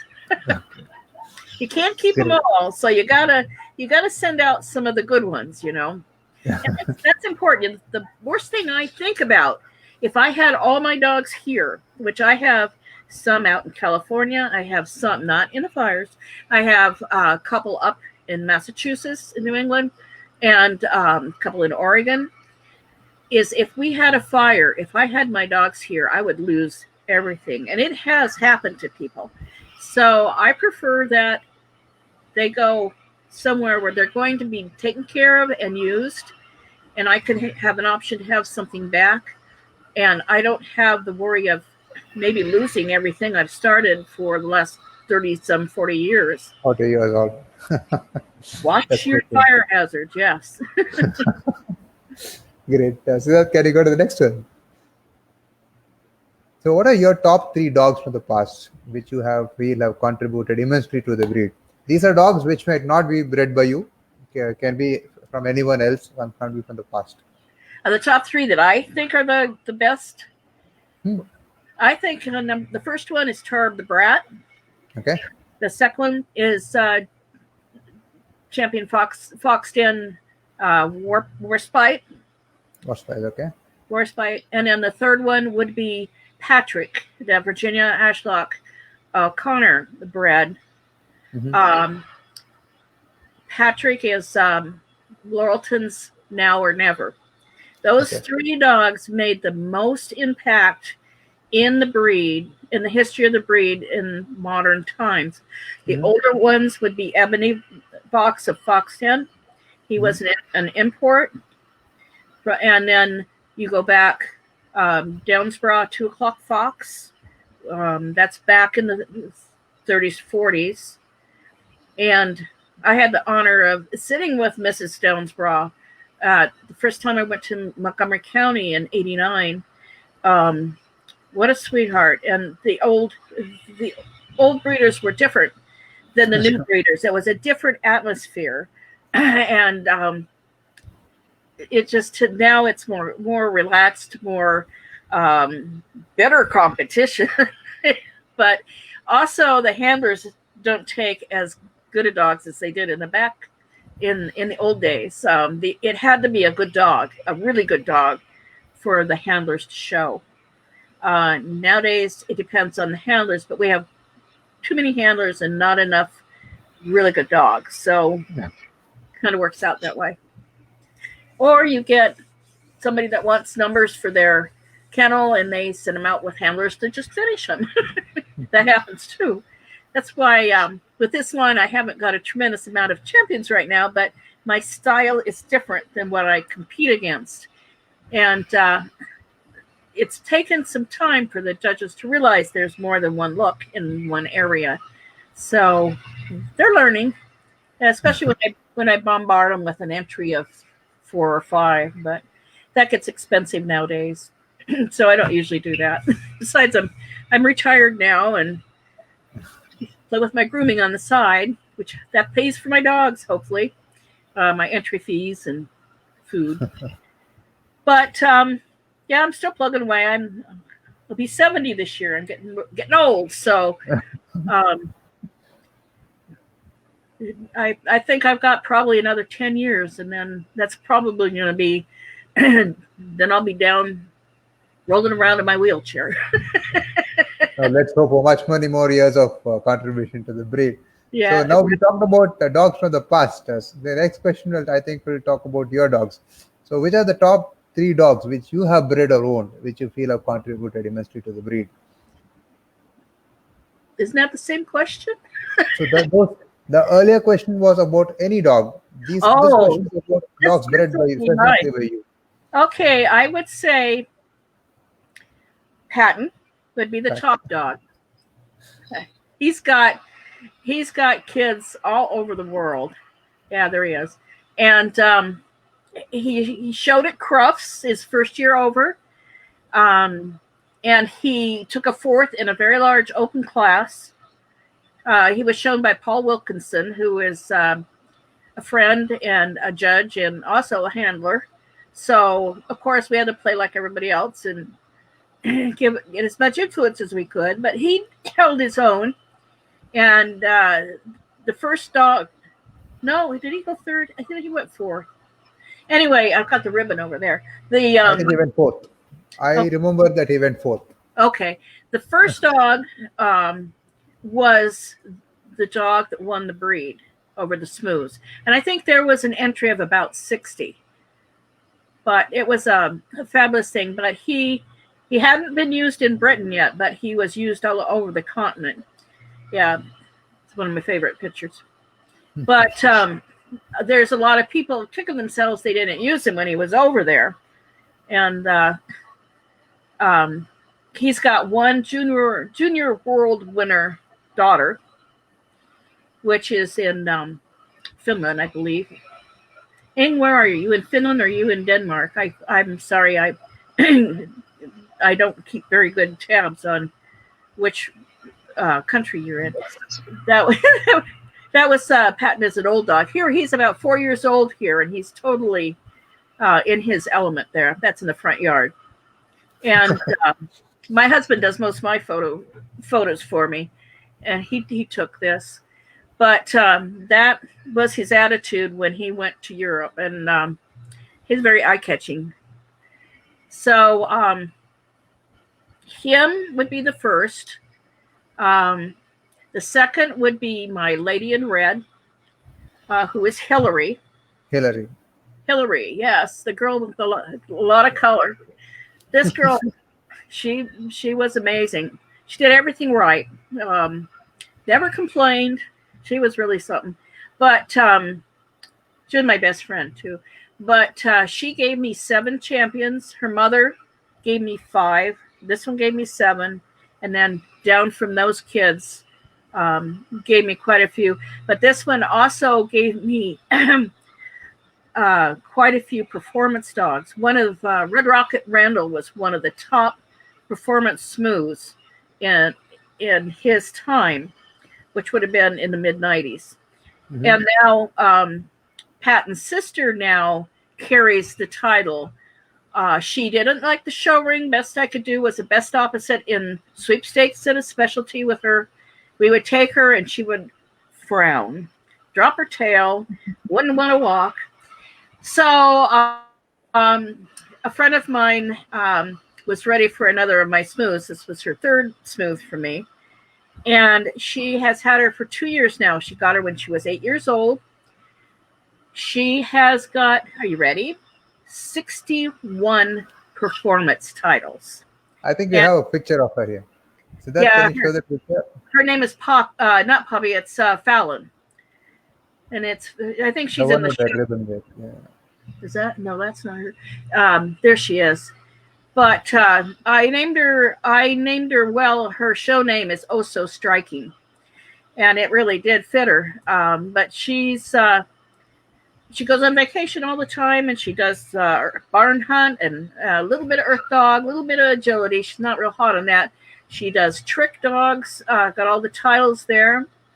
and she's now into the odors, the sniffing dogs, Okay. and she's into the USDA sniffing senior category now. She's just an amazing little thing, and you never guess this little thing that hated the show excels so much in the arts. She's her owner is just thrilled to pieces with her. But she tends to be a thinker instead of a rascal. So the second dog was Hillary. So who's the third dog? okay, let me look. Let me think. Well, actually, Dew. I would have to say Dew was.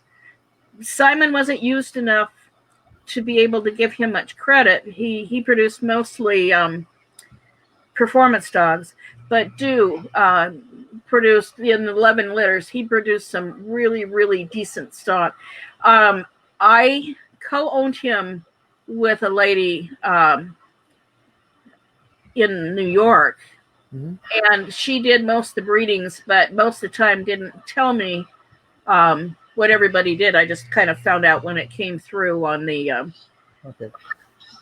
on the show reports. But he did a good job, so he would be my number 3. That's great. So I think all three are white and white and tan dogs instead of black.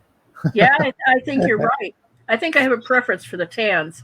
I like the tans with that black mask and those beady little eyes. They stare right into your soul. Funny little Sid, thing. can you have the next one? Which country, So, according to you? according to you, has the best smooth fox terriers today, and what, according to you, the reason for the success?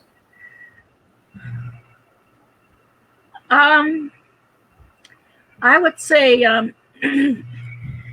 America's getting better, but I think that Hungary's pretty tough. Mm-hmm. Hungary has some extremely nice dogs, and so does the in Finland and Denmark and through there.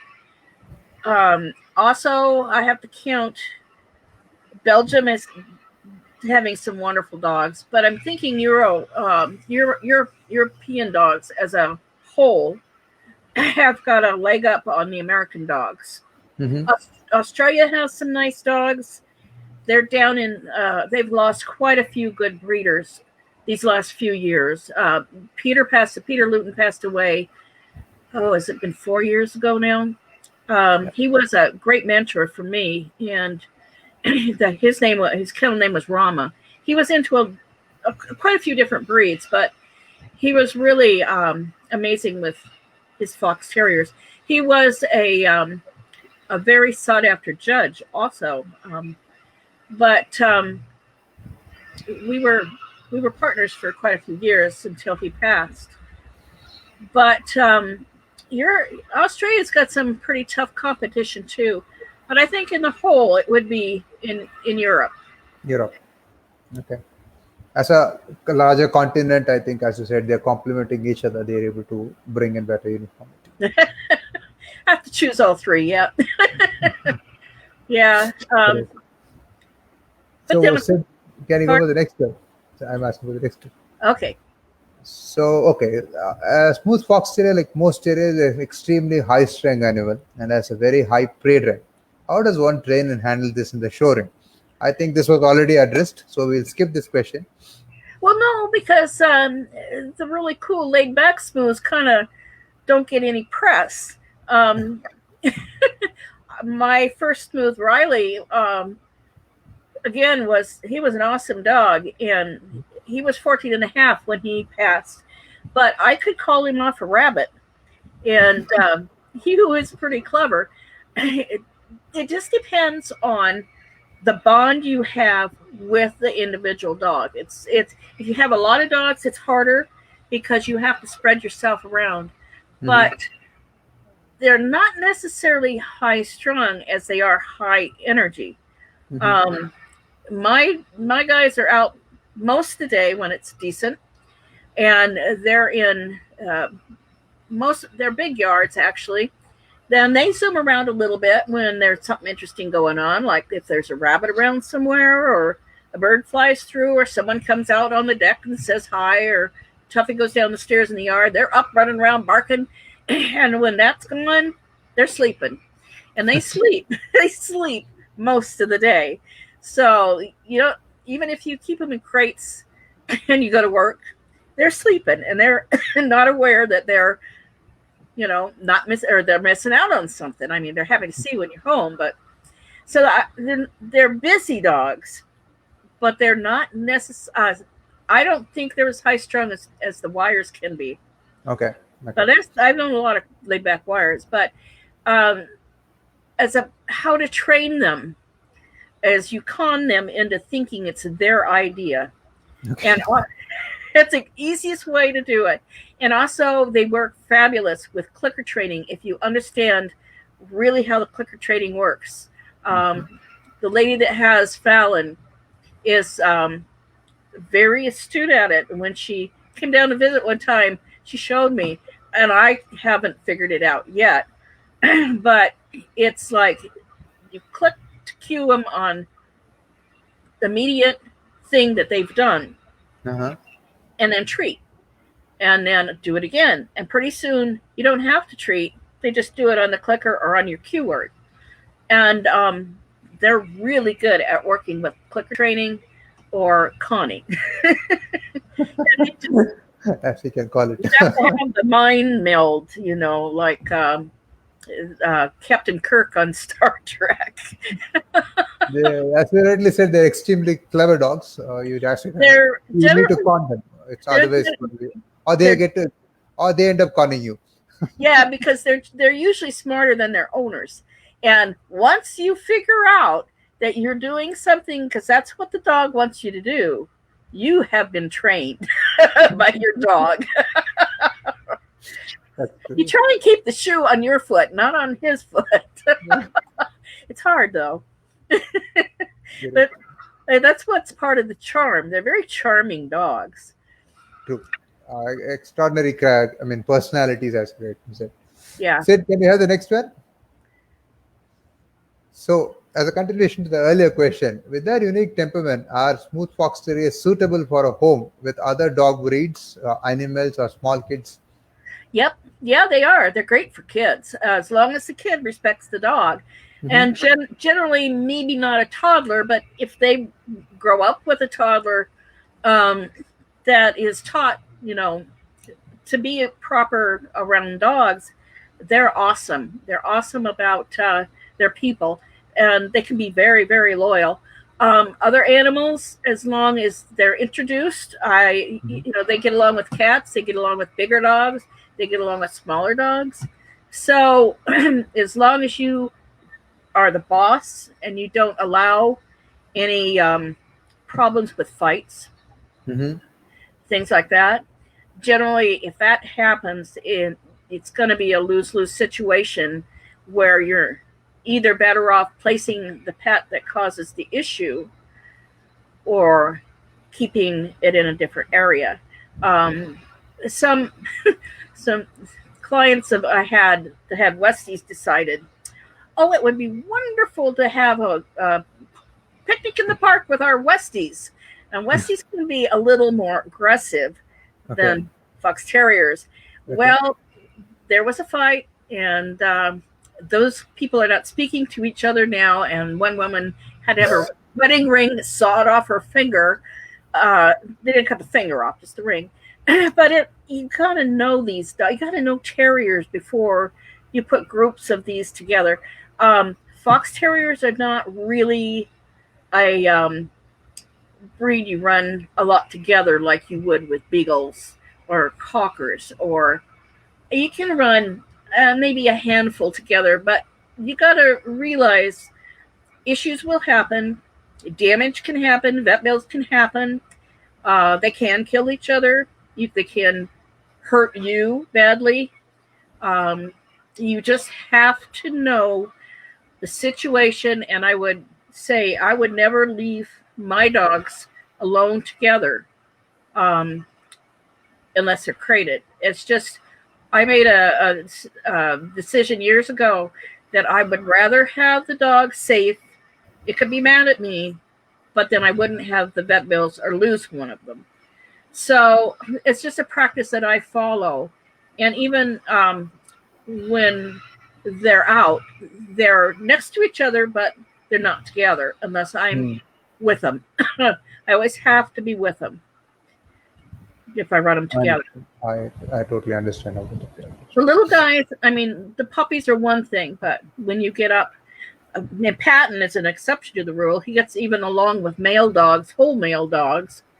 And right now his job is taking care of a 94-year-old lady who has had 5 smooths for me over the years. And she had his mother, and we had a tragic thing happen, and she had an abscess that became blood poisoning, and we lost her. Okay. And so I couldn't find anyone who had an older dog for her, so I took her Patton up there. Patton walked in the door, looked around, went in the living room, laid in the couch. He settled down. He walks just as slow as she does. So there's 2 seniors living together. Anything happens, I still own him. If anything happens, I just go pick him up.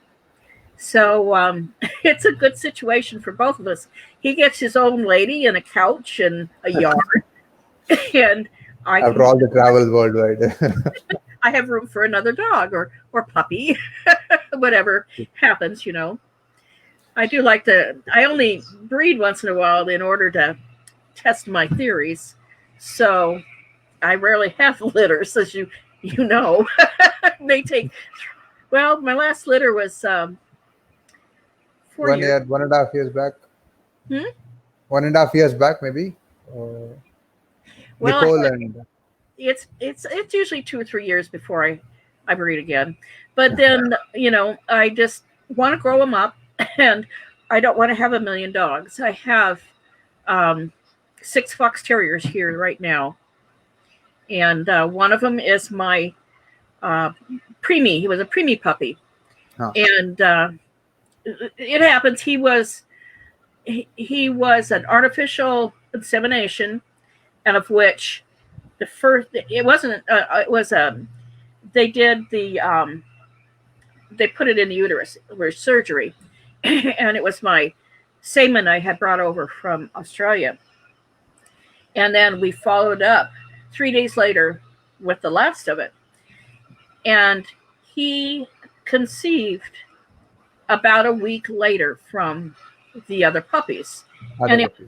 It was, and that goes to show you, yes, they can conceive at different times. Generally, they will all conceive at the same time, depending on when you watch your progesterone and do your breedings. Somehow this was different. And when he was born, I knew something wasn't right with him. And he was about 4 weeks old. And we had to wait a little longer, but we found he had a liver shunt, which means he didn't cook long enough in mom. So anyway, his teeth came in a week later than everybody else. His eyes opened later than everybody else. So he was always behind. And he's tiny. He's 15 inches tall, but he's like a toy fox terrier. He's got the most beautiful head.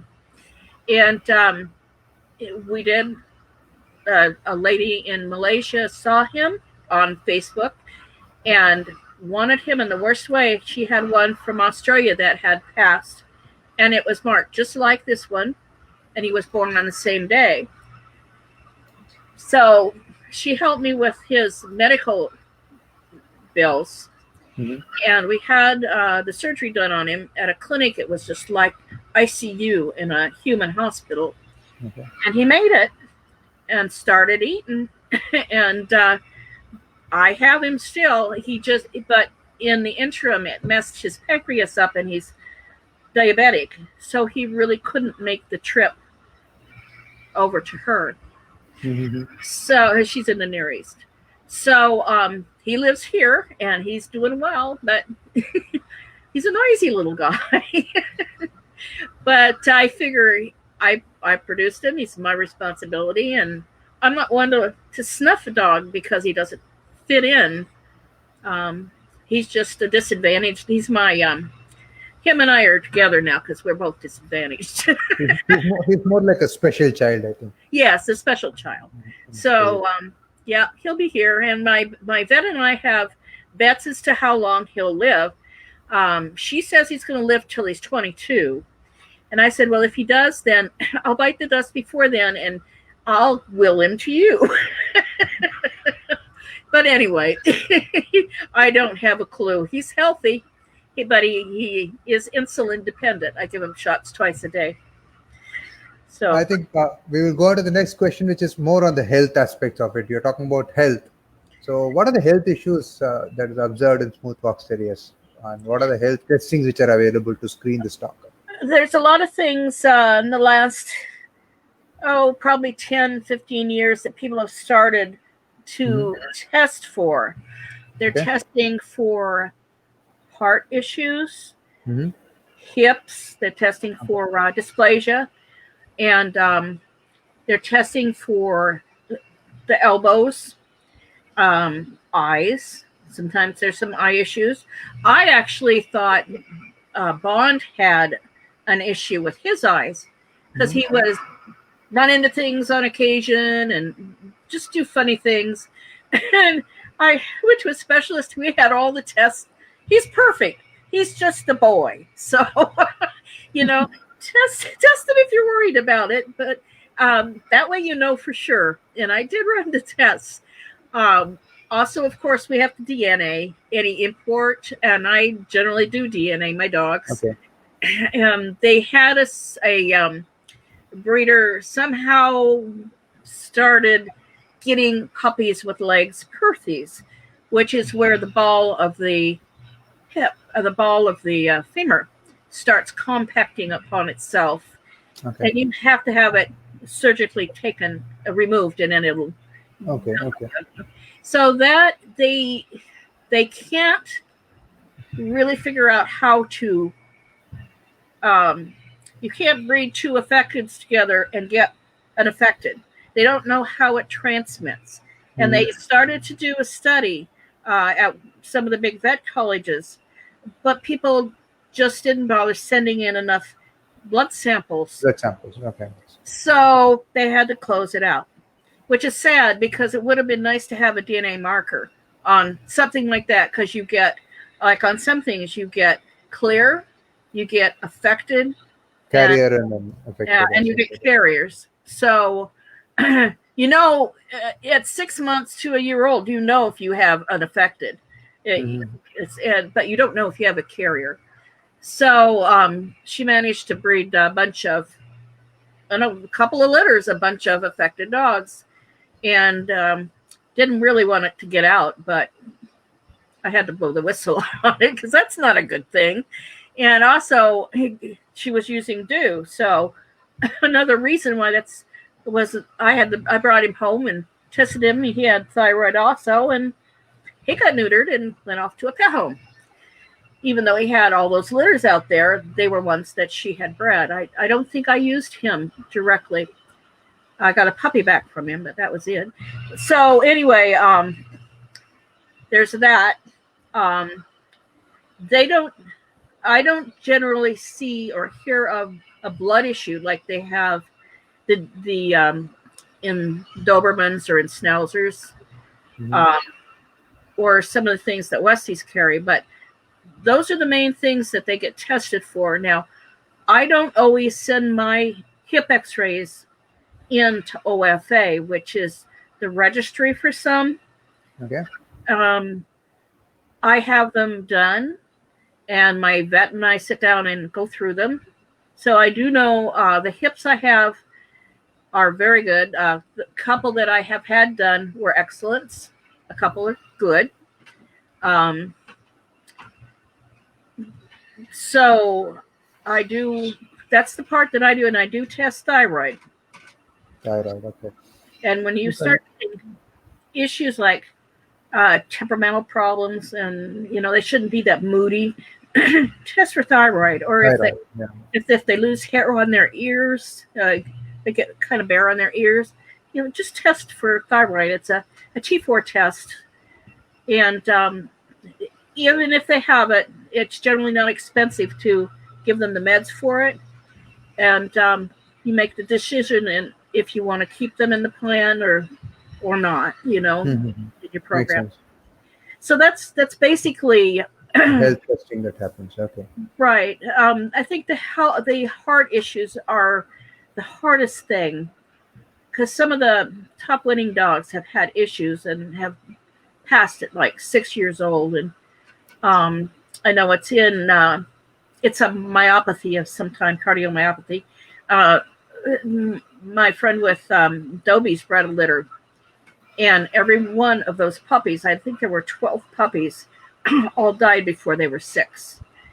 And that's really a depressing thing, to have all your hopefuls die that All the young. efforts go down the drain as it is. So it's Exactly. beneficial for the hearts also. Yeah. But also, slip stifles is something to check for. I had an English dog that was bred to an English bitch. I went and looked at the litter, and all 8 of those puppies had slip stifles. It was either one or both. I mean, one side or both sides. And I never used him either, it was a sad thing. But you just make an option whether you're going to take that chance again and have it down the line. And I have had a lady in South Africa, a breeder, that had the same lines because they were out of England. And Okay. she contacted me about stifles one day. She was having an issue, and I said, well, that dog is in there. I can't say that's all your problem, but he could be part of it. So That could be one of the causes as well. Fair point. yeah, it's all again knowing the dogs that you're working with. If you can get your hands on those dogs, that's the one thing about going to Crufts or going to Montgomery County, our national here, is you see the dogs that are in the pedigrees or that you might be interested in. Go over them with your hands and talk to them, and then you know what's there. Look at the mouths, see if all those teeth are in there. See what the bite's like. You're But able to personally examine them. That's true. that's the best thing you can do, and then follow those pedigrees, and it will help you. It will help you in what you're doing. With the guys. Great, Rita. So we have one last question, which What? is on the sporting events that Smooth Fox Terriers Oh do well. yes. So you can throw light on something like the coursing ability test, the earth dog, the barn hunt, etc. Oh my gosh, they love these things. Earth dog's interesting because you go down the tunnel, and you're on the outside, and they're on the inside. Some of them are just fabulous at it. Some of them don't like to do it because they can't see the rat until they get the other end of the tunnel. Okay. But on your senior earth dog, I've got a lot of the first level, the junior earth dog, and but the senior earth dog, they have to come out of the earth, go around, and go back in. I've never tried senior. I've done junior, and I have titled one dog, and many of my people that have my dogs have titled them. Okay. Barn hunt is a lot more fun, and it's open to all breeds. And that's in the open. It's stacked bales of hay, and the rats are in these tubes with holes in them, and they hide them in everywhere. And the dogs you have to know how your dog says there's a rat there. And if there's a rat, you go on to the next one. And if you call an empty tube, or if you call a spot there's no rat, then of course you'll fail. Okay. You don't get the score. And it's neat, and it teaches them to use their nose.